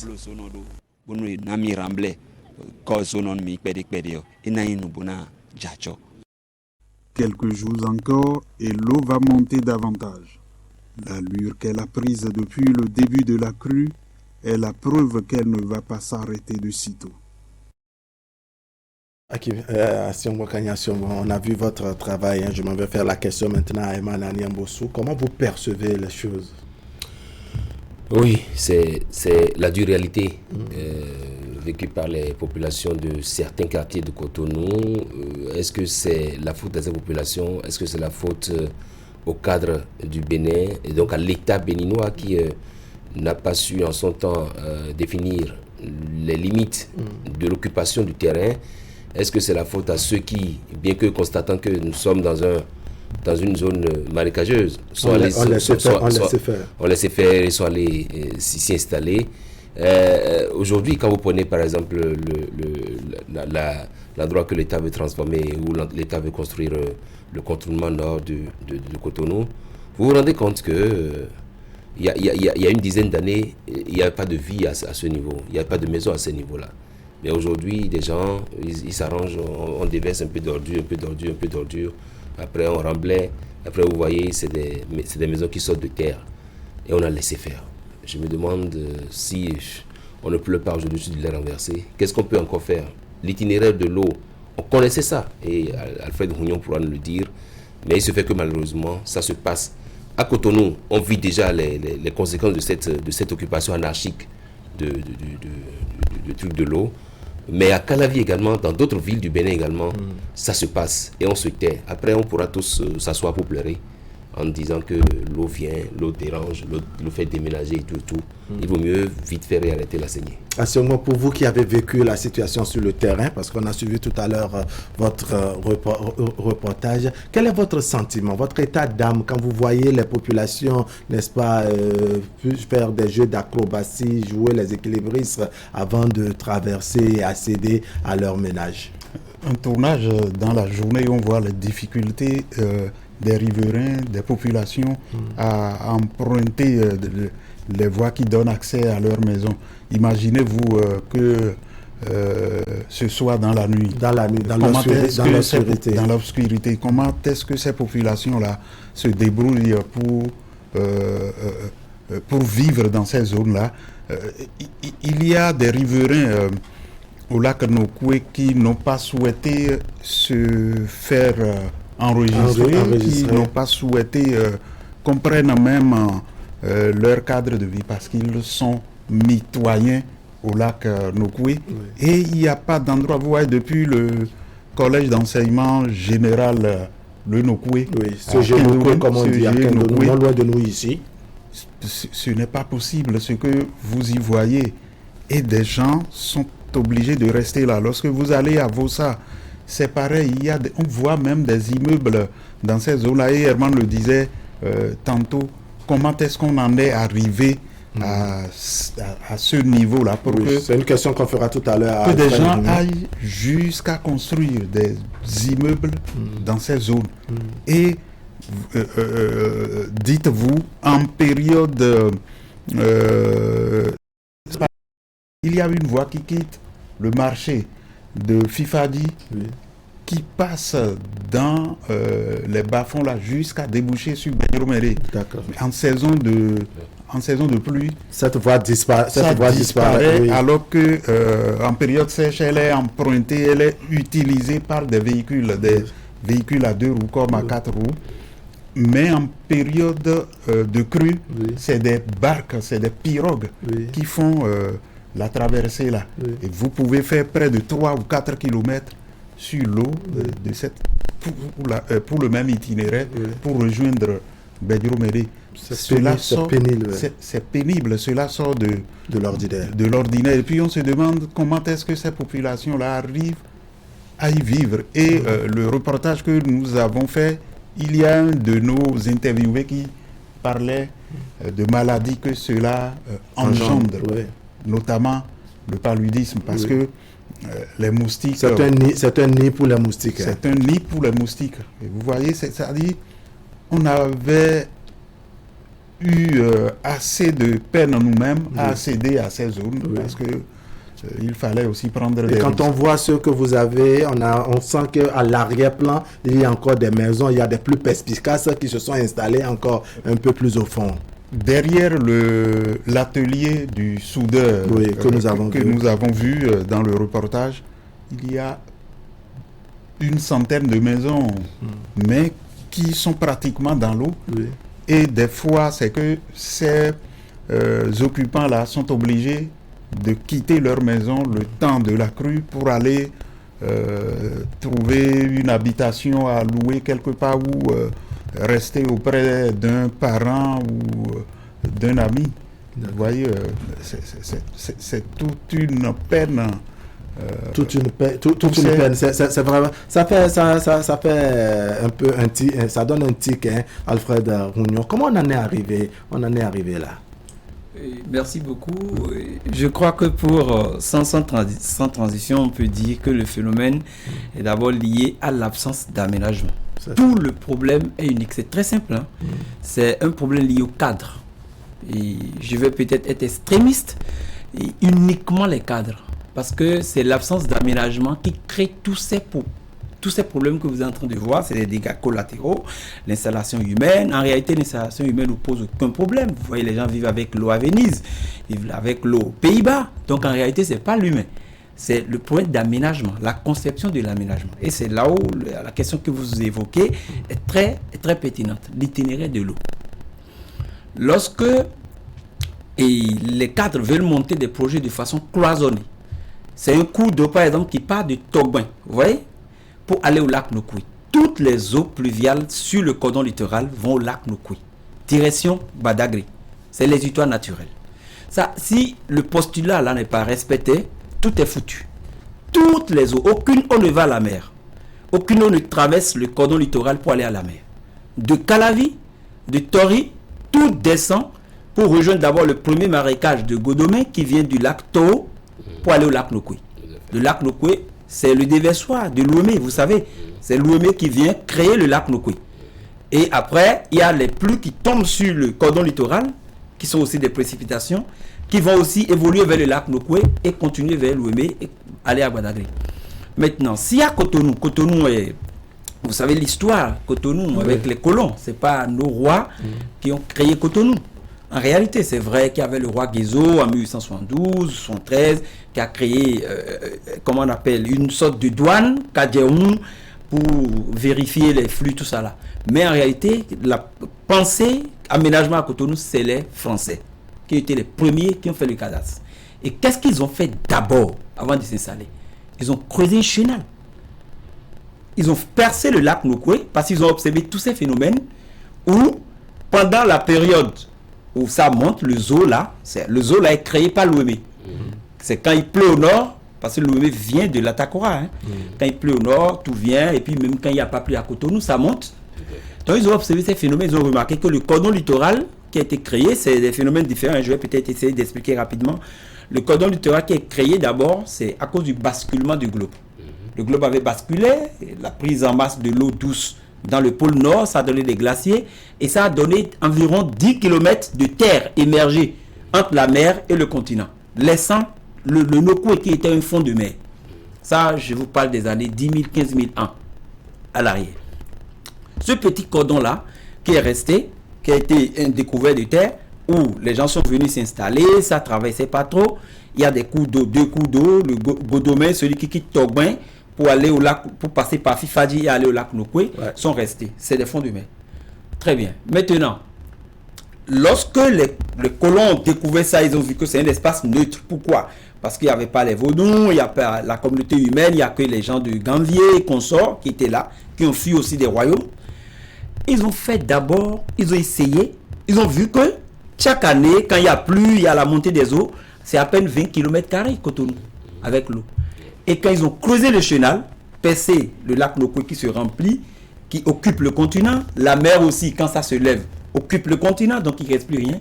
Mais dès qu'ils ont creusé le chenal, on a eu jusqu'à 79 km².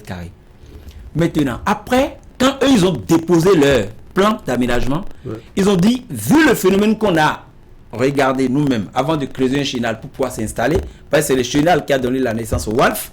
Après le WALF, il y a SNCF, la gare ferroviaire.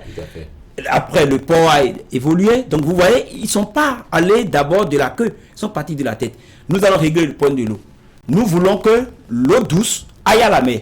Et que la mer rentre dans l'eau douce pour laisser le continent. Vous voyez, c'est intelligent. Et c'est ça. Maintenant, c'est le seul ouvrage. C'est ça qui a été fait pour la Côte d'Ivoire. Oui, c'est le seul. C'est ça qui a le chenal de Dantopa là. Ça a été creusé avec la main. C'est ça qui est le seul ouvrage qui a permis de régler le point de l'eau à Cotonou à l'époque. Maintenant, après, ils ont dit, ne faites pas, ne développez pas le cadastre de façon longitudinale, c'est-à-dire de la mer vers le nord. Faites plutôt de l'est vers l'ouest. Mais ce n'est pas ce qui a été fait à partir de 1960. tous les quartiers comme Fifadi, Zogbo, Kendonu ont été occupés, il n'y a plus de suivi et les gens se sont installés. Effectivement, les gens ne se sont pas installés dans l'eau, mais ils se sont installés sur des crêtes. Quel problème il y a fondamentalement maintenant? Lorsqu'on a voulu faire les aménagements, on a commencé par développer les rues, on a commencé par faire ce qu'ils ont appelé, quand ils veulent créer le cadastre, le recasement. Quand ils ont voulu faire les rues, ils n'ont pas regardé la lecture du paysage. Pas dit, tout par l'eau, où va l'eau? Ils ont fait les rues parce qu'il y a des cabinets qui ont gagné les marchés pour faire les recasements et ils n'ont pas mis tous les spécialistes.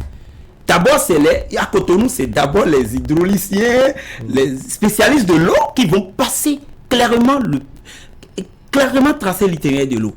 Qu'est-ce qu'il faut restaurer comme parcours pour éviter que l'eau inonde en période de crue? Ils n'ont pas fait ça. Ils ont juste fait le cadastre comme si on était dans le désert. Donc maintenant, et à chaque fois, quand les gens veulent faire un petit développement à chaque régime, ils disent par exemple, nous allons faire un pont. Et quand ils trouvent un marais, qui est un marécage, qui est un cours d'eau, ils ne regardent plus son origine, son azimut, et l'aval, l'amont, ils pensent ça de façon cloisonnée. Et sur ce petit marécage-là, quand ils veulent faire un pont, sur le marécage, moi j'en ai plein, hein, on a fait un inventaire d'une 50aine de marécages à Cotonou, où le marécage fait 300 mètres de large. Et on fait un pont de 12 mètres. Donc on a fermé le marécage, créé un goulot, et l'eau ne passe pas. Quand on crée les forts tranchants dans le marais, qu'est-ce que les populations font? Ils mettent des boutiques. Parce qu'on a créé le substrat maintenant. Donc vous voyez, avec cette barrière qui a été faite, l'eau qui devait passer d'un point A à un point B, change d'itinéraire. N'arrive même pas à changer d'itinéraire. Qu'est-ce qu'il fait? Ça devient un bassin. D'accord, ça stagne. Qu'est-ce que ça va faire? Quand il y aura la crue, parce que l'eau souterraine circule toujours, c'est l'eau de surface qui a des problèmes, l'eau monte. Ça monte, ça occupe les crêtes. D'accord. Là où les gens se sont installés.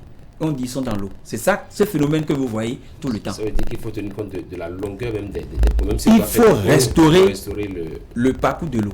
C'est même pas un truc, c'est de casser les ponts. Les ponts qu'on a fait là, les petits ponts des quartiers là. Et vous avez vu l'exemple est devant vous ici à Canal. Vous avez vu entre le stade de l'Amitié et l'échangeur de Godomé. Très bien, c'est l'exemple le plus palpable qu'on a mis dans le document du PAG. On a dit, est-ce que vous savez que juste après vous, il y a tout l'eau de Agla là, tout l'eau qui est récupérée dans Agla. Agla n'était pas inondée, hein, c'était une forêt. Est-ce que vous savez que ça passe par Kendonu pour aller au lac Lokoui et non pas l'échangeur?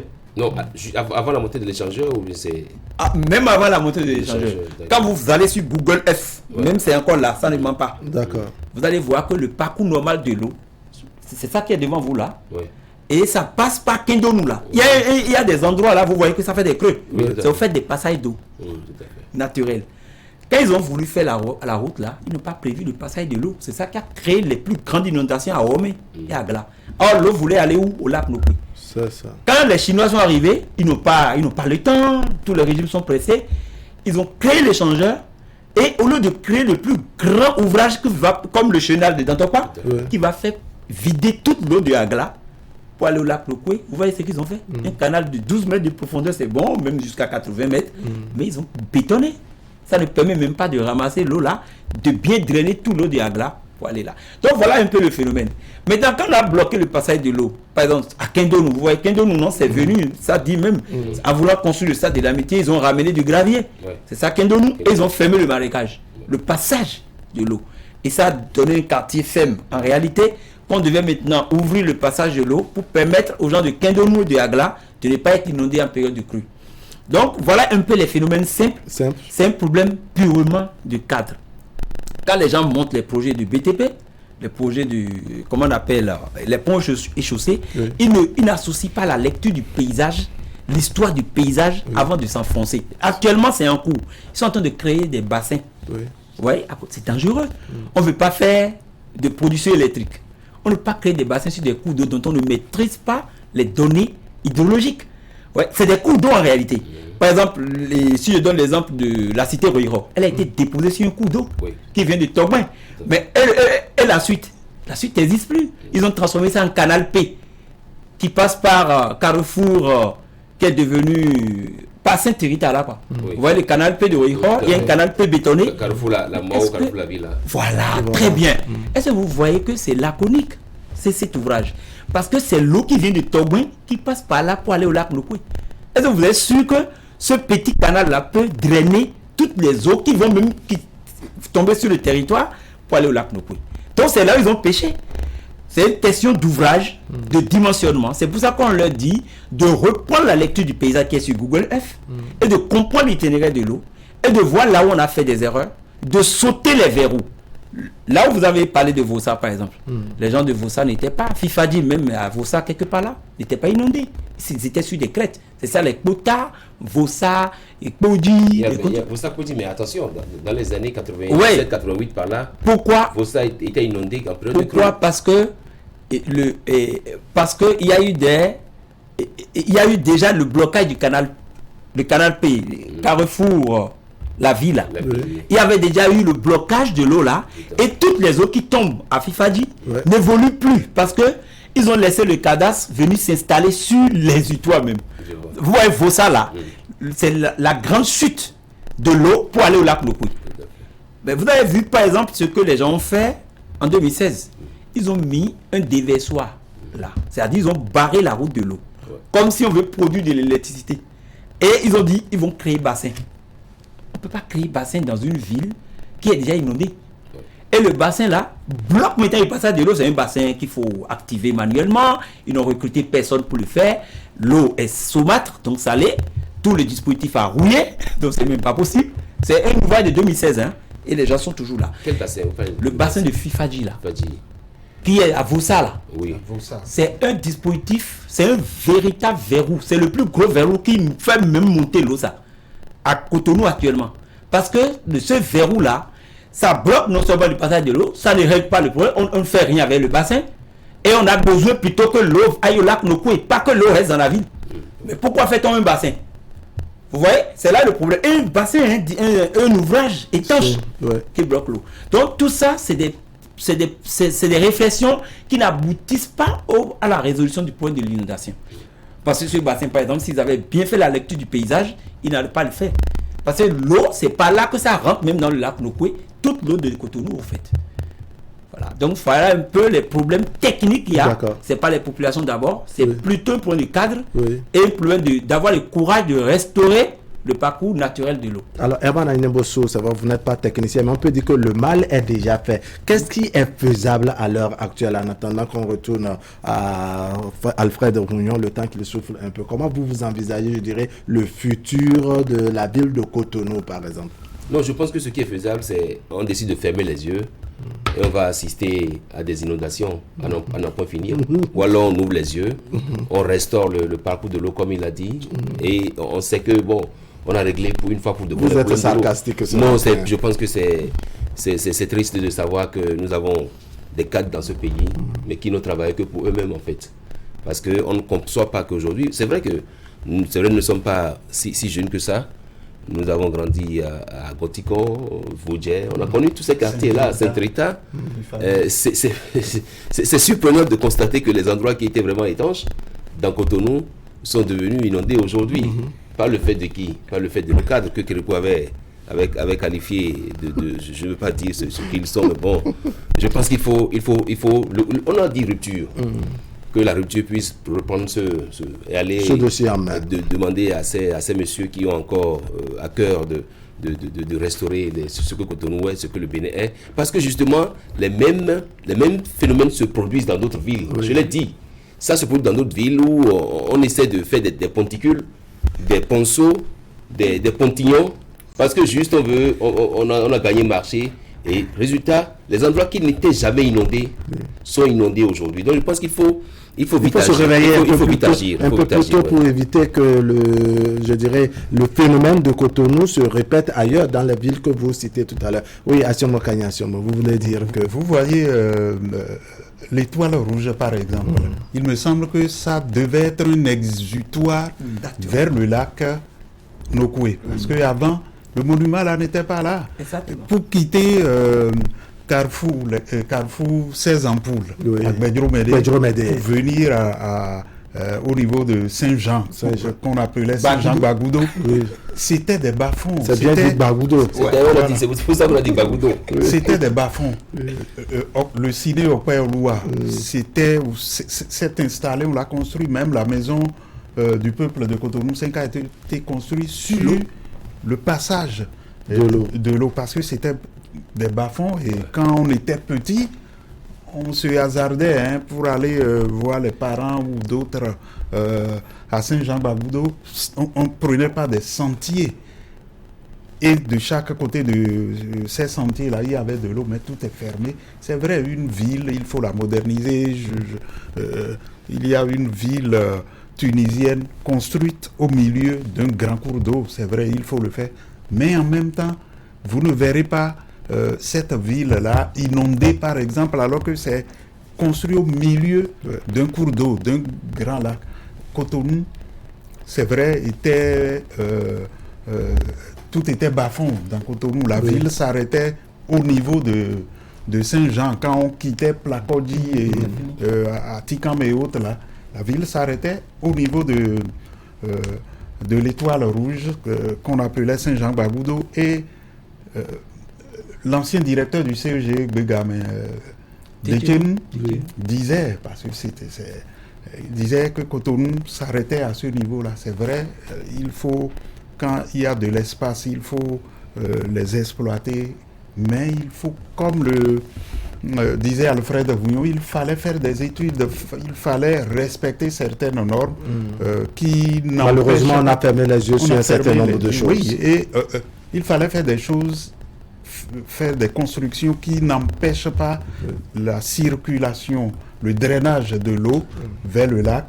Et voilà que rien de tout ça là n'est respecté. Il vient de révéler ce matin que l'eau qui quittait Togben devait prendre aussi par quelque part, non loin de notre chaîne de télévision Canal 3, mais qui est fermée. Oui, Alfred, vous expliquez un phénomène tout à l'heure, parce qu'effectivement, quand on prend la devanture de Canal 3 pour évoluer vers le stade de l'Amitié, en tout cas avant le carrefour qu'on appelle carrefour Agla, on sent, je dirais, ces mouvements, des fentes, que ce soit à moto, à voiture. La route est en forme de vague. Exactement, ça c'est la circulation interne qui crée ça, qui crée des efforts, des failles, parce que les gens mettent du sédiment pour fermer l'eau. Surtout quand on appelle les Chinois, c'est ça ils font. Parce qu'ils ne sont pas chez eux, ils ne vont pas le faire chez eux. Ils sont dans un temps déterminé. D'accord. Parce que je me souviens que sur cette voie, on est intervenu plusieurs fois pour essayer d'arranger ça, mais ça persiste. Qui passait quelque part, qui passe juste derrière Canal, qui passe là, ils ont rattrapé au marché le marché de Kendonou. Voilà. Et ils ont maintenant bétonné. Le passage est derrière vous ici. C'est parce que c'est naturel que c'est par là que chaque fois, même quand ils remplissent du sédiment, ils mettent de l'asphalte, la faille est toujours là. Parce que la circulation interne existe et la circulation de surface existe. C'est le même phénomène qui s'est produit à plusieurs endroits. Quand vous parlez de Saint-Jacques-Bagoudo, il y avait des marécages. Par exemple, devant Golf TV, c'est un marécage naturel qui passait par là, qui ramassait les eaux de Saint-Jean pour le déverser vers le lac Nokoué. Après, ils ont creusé le chenal, ils ont fait une rectitude pour l'eau. Ils ont créé une tracée directe pour l'eau.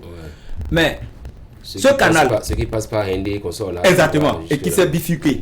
Pour aller maintenant, ils l'ont orienté vers le chenal. Et le cas du carrefour Saint-Michel. Le carrefour a été construit sur des cloisonnements bizarres. Exactement, exactement les carrefours Saint-Michel. Là, on peut même les considérer encore ça. Mais vous voyez les canaux qui restaient là, les petits drains là qu'ils ont fait, les collecteurs d'eau. Au lieu de faire des collecteurs d'eau, il faut faire des passages d'eau fluviale pour permettre l'usage de l'eau et d'intégrer l'eau à la ville. Vous voyez ce qu'on dit? Parce que ces collecteurs qui se font, c'est quoi la caractéristique des collecteurs? C'est le béton et le fer. Avec quelle profondeur? On le dépose encore sur l'eau. Et on empêche maintenant l'eau qui doit partir de trouver le chemin. Et l'eau reste dans les maisons. C'est ça qui a créé l'humidité au niveau de escouade, béton, tout ça. Parce que l'eau remonte par infiltration, les murs, tout ça, et reste en permanence jusqu'à la saison sèche. Parce que les collecteurs sont des dispositifs qui empêchent l'eau d'aller. Puisque l'eau est la profondeur, c'est 12 mètres environ, le sédiment on connaît. Il ne faut même pas ça. J'ai été associé à une étude en 2021 où je leur parlais pour le gouvernement, le gouvernement qui a confiance au cadre. Mais les cadres sont à la table, ils disent non, on a déjà les données. J'ai dit, vous n'avez aucune donnée. On n'a même pas fait la sédimentation de la ville. Les carottes, pour voir l'histoire, comment évolue l'humidité. Ça, c'est des études. Moi, je ne suis pas plus riche que le gouvernement, que j'ai fait avec mes moyens, que j'ai analysé à Montpellier, et que les gens n'ont même pas pris dans le programme du gouvernement. Alors, c'est le chef de l'État qui demande ça. Ouais, donc les cadres doivent être suffisamment conscients de ce qu'ils ont à faire s'ils aiment leur pays. Parce qu'après, même si c'est les Occidentaux qui viennent, ils prennent quand même les cadres nationaux. Donc c'est à nous d'être suffisamment ambitieux et d'imposer ce qui est correct au gouvernement. Parce que les gouvernements, c'est pas toujours des cadres. Et ils sont à la commande, ils veulent des cadres pour faire un bon travail. D'accord. Alors qu'est-ce qu'il y a lieu de faire à l'heure actuelle? C'est-à-dire, on a déjà constaté les dégâts. Est-ce qu'il n'y a pas possibilité de jouer les sapeurs-pompiers, de rectifier les choses? Très bien même, puisque les collecteurs existent. Il faut juste transformer les collecteurs en circuit fluvial, ce qui va porter plus de... Parce que tous les quartiers et les 13 arrondissements sont connectés à l'eau. C'est à cause des collecteurs qu'on ne voit pas. Si on va dans Google, vous allez voir tous les arrondissements peuvent être fournis d'un mini-port. Devant vous, devant le stade, derrière le stade, il y a des ports. Vous avez vu qu'il y a un marécage derrière le stade qui va au lac Lokwe. C'est un port pour venir au stade. Devant le stade à Gla, là, au Carrefour, là, le marécage, là, prend sa tête, là, c'est un port. Donc, on rend ça fluvial. C'est le plus marécage maintenant, tout est occupé. Parce que chaque jour, on les laisse. C'est parce que la route a créé les forts tranchants et le support que les gens s'installent, par exemple les gens qui sont en face du canal, ils se sont installés pourquoi? Parce que la route a été tout le temps remblayée et c'est devenu de la terre ferme. Et aujourd'hui il y a possibilité même de traverser, d'aller dans ils sont en train de fermer devant nous là. La fermeture a commencé il n'y a même pas un an. Vous voyez, et personne n'a rien dit, le chef du quartier ne dit rien, l'arrondissement, le chef CA ne dit rien. Si le chef du quartier ne maîtrise pas, il y a aussi ça, les cadres qu'il faut à place, parce qu'il y a plein de géographes dans le pays qui chôment. On pourrait les motiver pour devenir chef quartier. Ça aurait plus. Mais c'est pas ce que dans ce cas, on parle du permis d'habiter, non? Ça s'est passé dans quoi? C'est un document théorique, c'est des formalités. Il n'y a rien derrière, il n'y a pas de données derrière. L'administration n'a pas créé les structures qu'il faut pour être fier de son pays. L'administration est dans la formalité. Globalement, vous êtes dans la formalité. D'accord. Alors, on en vient maintenant à des propositions de solutions. C'est-à-dire, on prendra cas par cas. Qu'est-ce qu'il faut faire exactement pour sortir, je dirais, les zones inondées, n'est-ce pas, de ce phénomène? Très bien. Les cours d'eau là existent. Que personne ne dise que ça a disparu. Sinon, on va sur Google. Ça existe. Google, c'est des satellites qui ont pris les images. Et on a des années de façon diachronique, on peut tout voir. C'est ça.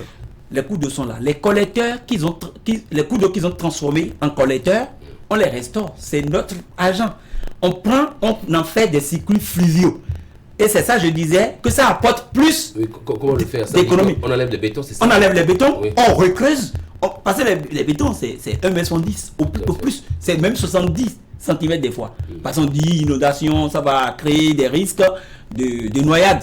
Et alors que c'est des trucs fluviaux, il faut les mettre jusqu'à 5 mètres, 3 mètres, 4 mètres de profondeur, que de mettre des terre-pleins centraux. Et on leur a proposé quelque chose comme ça. Beaucoup d'ONG, d'environnement, on dit, au lieu de faire des terre-pleins centraux, par exemple, quand vous prenez Sidé Concorde, la nouvelle voie qui a été asphaltée, vous voyez les terre-pleins là?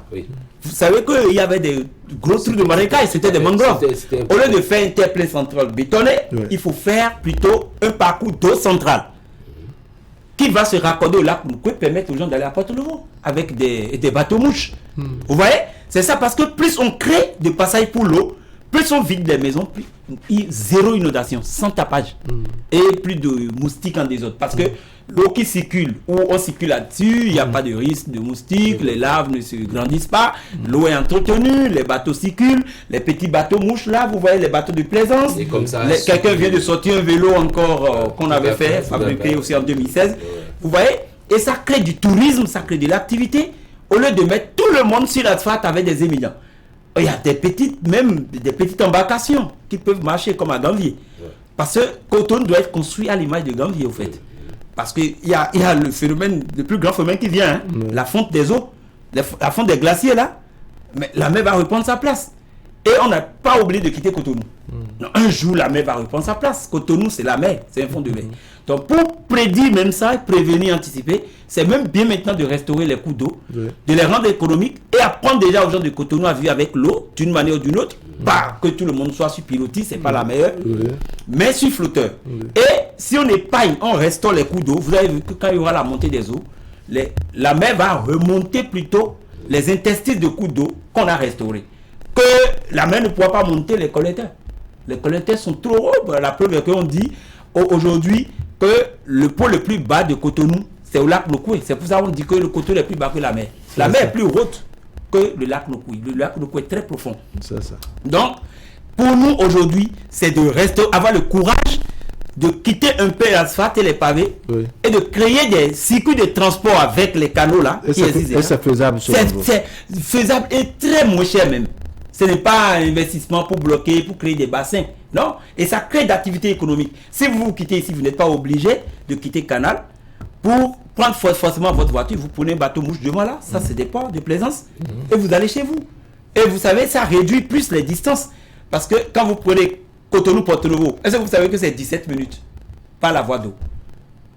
C'est 17 minutes.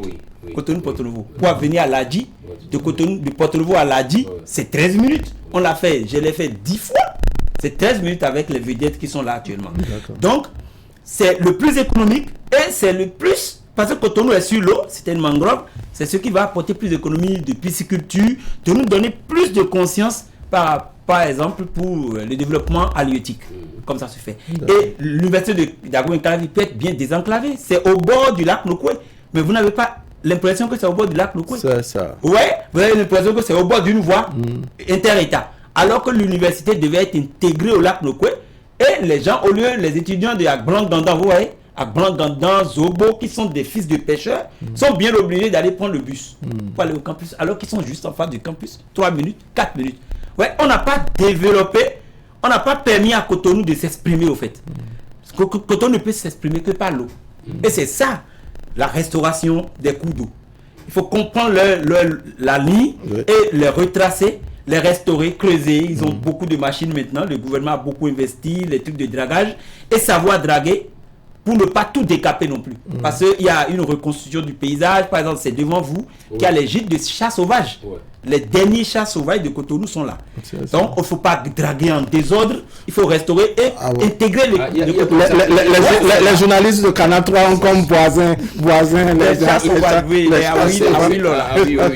Parce que ces marécages sont devenus les derniers refuges de la biodiversité de la ville, parce qu'on a coupé tous leurs espaces, donc ils se sont réfugiés dans les endroits qu'on appelle souvent les endroits sauvages. Et même là aussi, je ne suis pas sûr que les chats soient encore là. C'est encore là. Parce que les habitations, les habitations sont... Il suffit de vous rapprocher des riverains, ils vont vous dire, ils nous mangent les œufs, ils nous mangent nos poulets la nuit.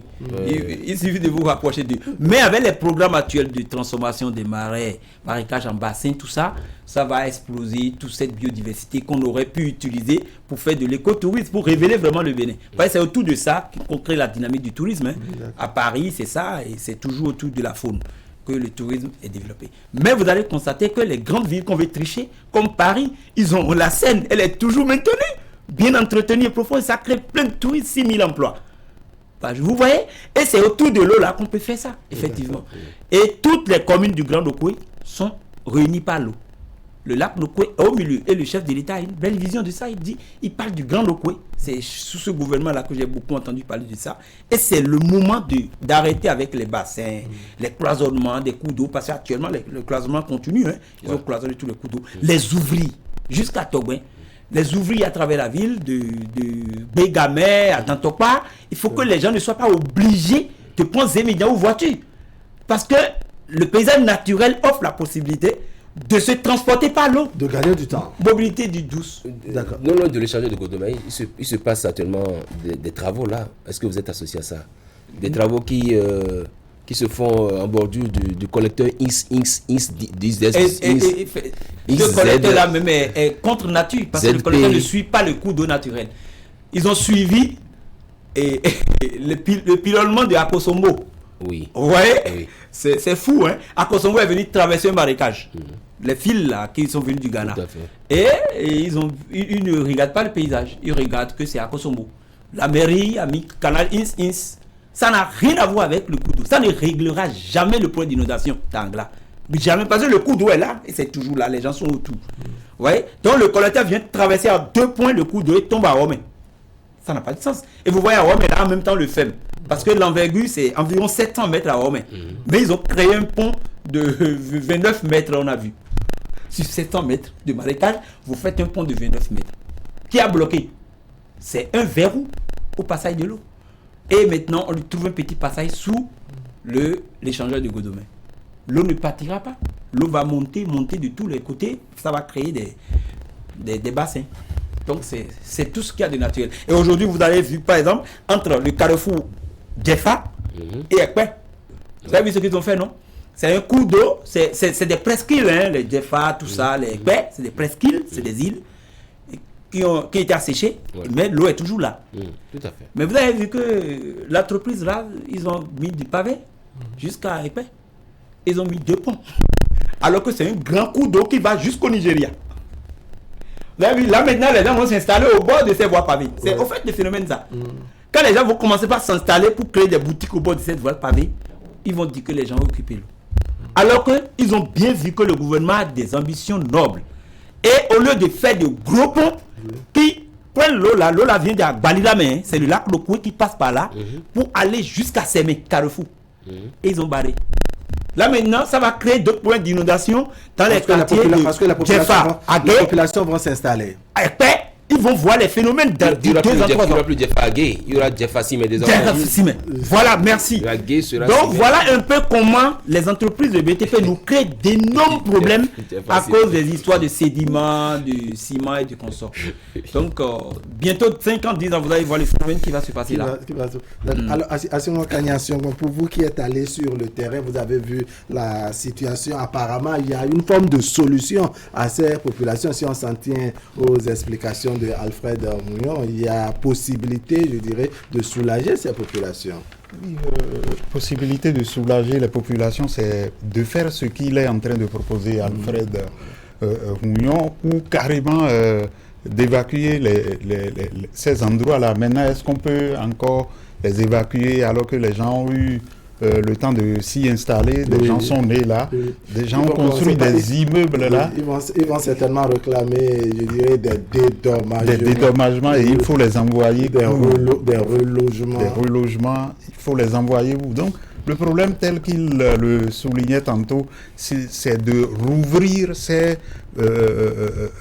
passages déjà bouchés, de faire de ces passages-là des circuits fluviaux qui permettent de développer le transport fluvial.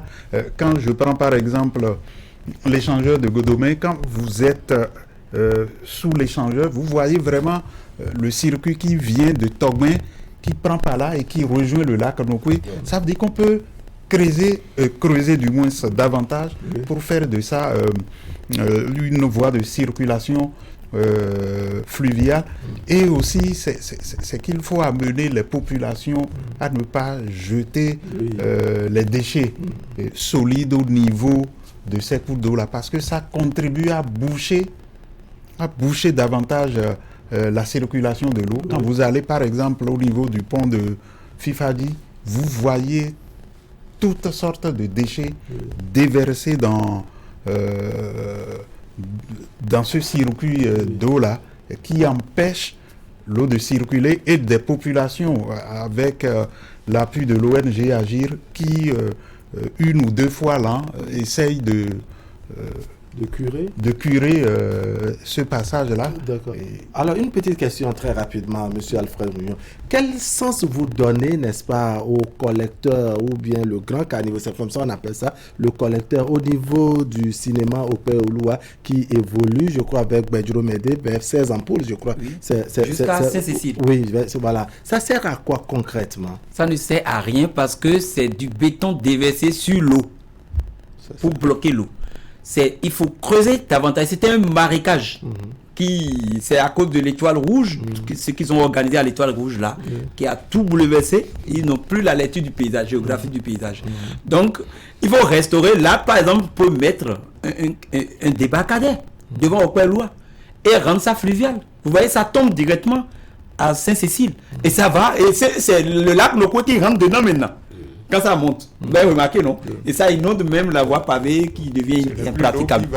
C'est plus l'eau, c'est ce qui se passe au niveau de la mer. J'ai vu aussi beaucoup de caniveaux qu'ils ont orienté vers la mer. Or, ils le savent très bien que rien ne va à la mer. De Ouida jusqu'à Porto-Novo, vous ne verrez rien aller à la mer. Tout va à Badagry. Et pourtant, c'est le chenal seul que les Français ont créé. Ça, c'est le forcing artificiel. Et ça balance, ça résout un problème. Et pourtant, la mer rentre dedans. La mer vient jusqu'à Gandier. Et le lac aussi, quand ça lui prend avec le mets, il repousse la mer jusqu'à bien loin, jusqu'à 30 km des fois. Donc, et pourtant, même durant l'asphaltage, là, sous le régime, malgré que le chef de l'État met tout son espoir dedans, les gens ont orienté plein de caniveaux vers la mer. C'est ça. Ce qui n'est pas normal. L'azimut, ça ne prend pas. Aucune eau ne peut monter. L'eau descend. L'azimut est là, le point le plus bas est ici. Donc, il faut orienter l'eau vers le point le plus bas, plutôt que l'inverse. Par exemple, on a critiqué un peu, pas critiqué, on a tiré la sonnette d'alarme sur ce qui est en train de faire avec le PAPC maintenant, du Carrefour, et que c'est les Concorde. Vous voyez, ils ont repris les anciens caniveaux là. Oui. On leur a dit, mais les caniveaux, ça règle pour que le problème de l'eau, de pluie qui tombe sur la chaussée. Un peu l'eau de surface comme qui tombe sur la chaussée, même pas dans les maisons, parce que ça ne vide pas les lots de maisons. Ouais, donc c'est pas ça l'inondation. Ça règle ce problème. Il faut creuser des chenaux et il ne faut pas l'orienter vers le chenal. Parce que ce n'est pas l'azimut. L'azimut, c'est plutôt derrière. Le lac Loko est derrière. Il faut prendre, vous voyez un canal juste après Ciné Concorde. Vous voyez avec des bas-fonds que les maisons ont bloqués. Okay? Il y a un canal là, 2, 3, il y en a 4 jusqu'à Blanc-Gana. C'est là le chenal. Mais qu'ils arrêtent de faire le truc structure. Ils ont une structure unique qui suivent. BTP, c'est pas si c'est Satom qui lui a fait ça. Et c'est ça qu'ils font. Non, on n'est pas dans le désert. On n'est pas en train de créer, c'est des circuits naturels d'eau.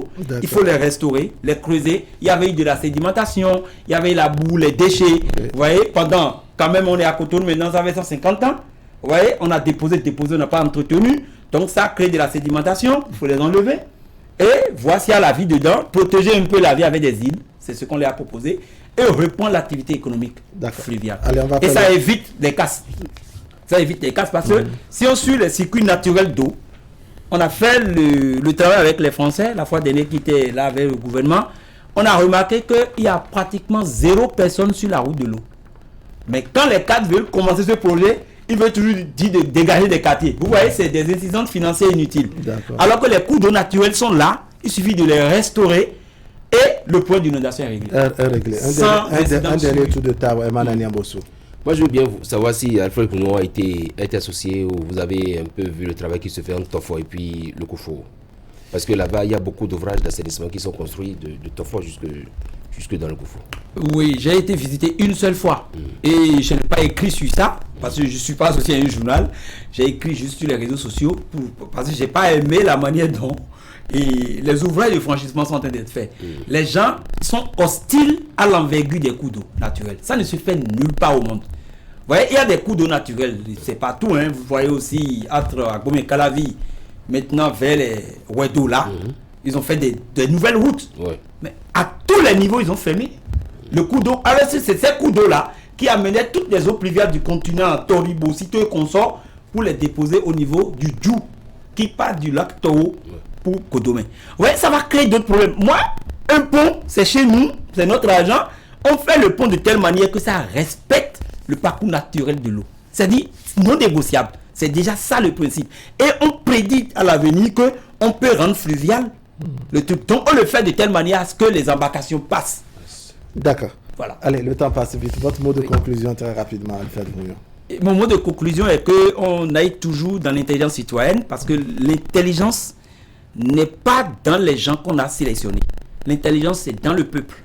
Il faut toujours consulter. Quand on a constitué une équipe pour faire un travail, il faut permettre à cette équipe d'aller au contact des journalistes, des instruits, des citoyens pour collecter des informations de façon intégrée parce qu'il s'agit d'une question de développement et non d'une question de privé, une question de souveraineté de postérité.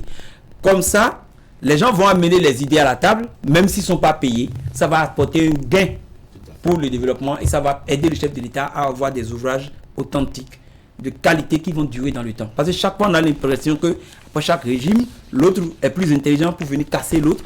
Parce que les trucs sont faits de façon circonstancielle mitigée. Alors qu'il faut faire des trucs durables. Donc il faut qu'on aille beaucoup plus, qu'on s'aime ou pas, à la mise en commun des idées. Parce que tout le monde a étudié, on est là.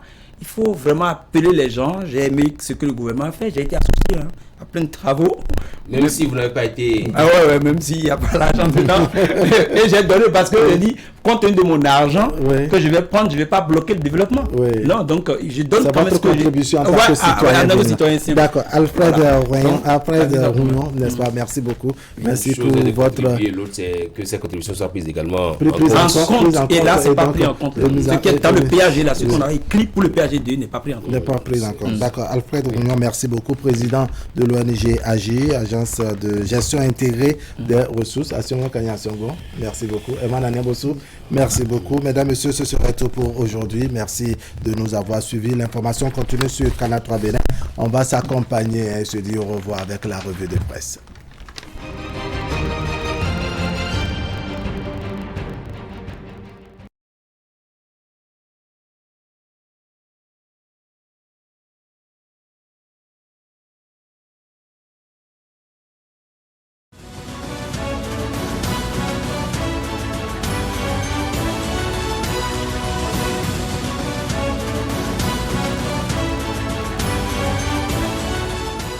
Bonjour à toutes et à tous. Dans leur majorité, les journaux parus ce matin reviennent sur l'attaque d'un poste des douanes à Malanville.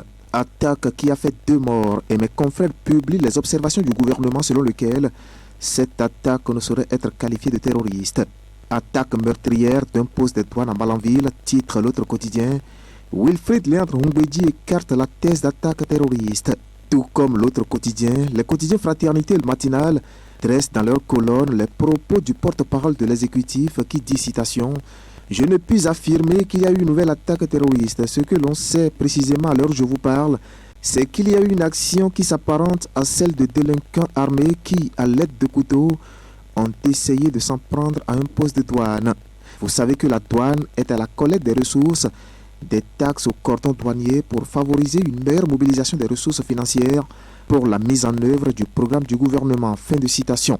Le secrétaire général adjoint du gouvernement a fait remarquer aussi que depuis quelques années, l'État est à l'offensive sur les questions de sécurité et de protection de notre territoire.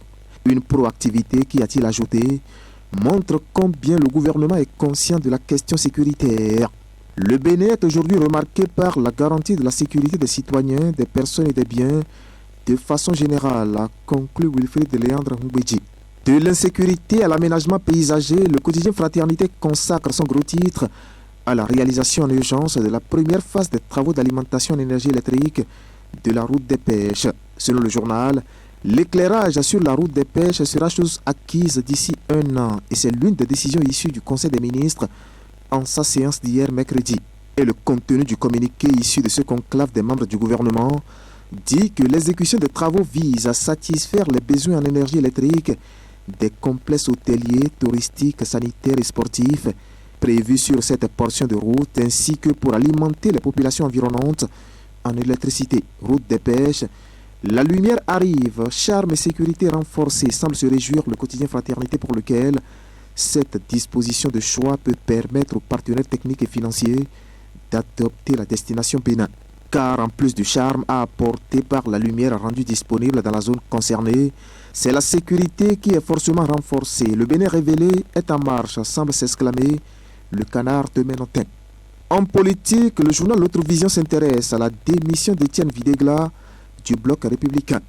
Et quelques jours après son départ du parti au logo cheval cabré, l'homme politique fait déjà objet d'une grande convoitise dans les états-majors des formations politiques, informe mon confrère. Dans la 6e circonscription électorale, par exemple, le journal croit savoir que des leaders politiques insoupçonnés font des yeux doux à Étienne Videgla. Plus loin, souligne la publication, nombre de personnalités emblématiques de la région l'ont déjà approché pour le soutenir dans sa démarche vers une nouvelle destination politique. Une nouvelle donne qui conclut L'Autre Vision révèle la carrure de l'homme de terrain connu pour sa capacité de mobilisation et qui laisse orphelin le bloc républicain dans la 6e circonscription électorale. Dans la suite, ce matin, santé, les journaux qui nous apprennent que le gouvernement a autorisé l'acquisition de 188 ambulances pour la promotion du secteur de la santé, et ceci pour améliorer les prestations fournies aux populations. Le quotidien matinal lui revient sur la nomenclature de l'autorité de régulation du secteur de la santé. Et mon confrère affiche à sa une tous les visages composant cette structure installée quelques jours plus tôt. Le journal y ajoute le parcours socio-professionnel de chacun des membres. Autorité de régulation du secteur de la santé, le casting de Patrice Talon pointe le matinal. Avant de mettre un terme à ce tour d'horizon de l'actualité, évoquons la campagne de commercialisation 2022-2023 des amendes de carité. Cette campagne s'ouvre ce jour à Bembereke pour s'achever le 31 mai 2023, informent tous les journaux ou presque. Mes confrères précisent que le prix plancher d'achat aux producteurs est fixé à 110 francs CFA le kilogramme. Un prix fixé en tenant compte des propositions des acteurs de la filière et de la dynamique observée aussi bien au plan régional qu'international, ajoutent les publications. Et c'est l'essentiel à retenir ce matin de l'actualité, vu et commenté par les journaux. Merci de m'avoir suivi et à demain.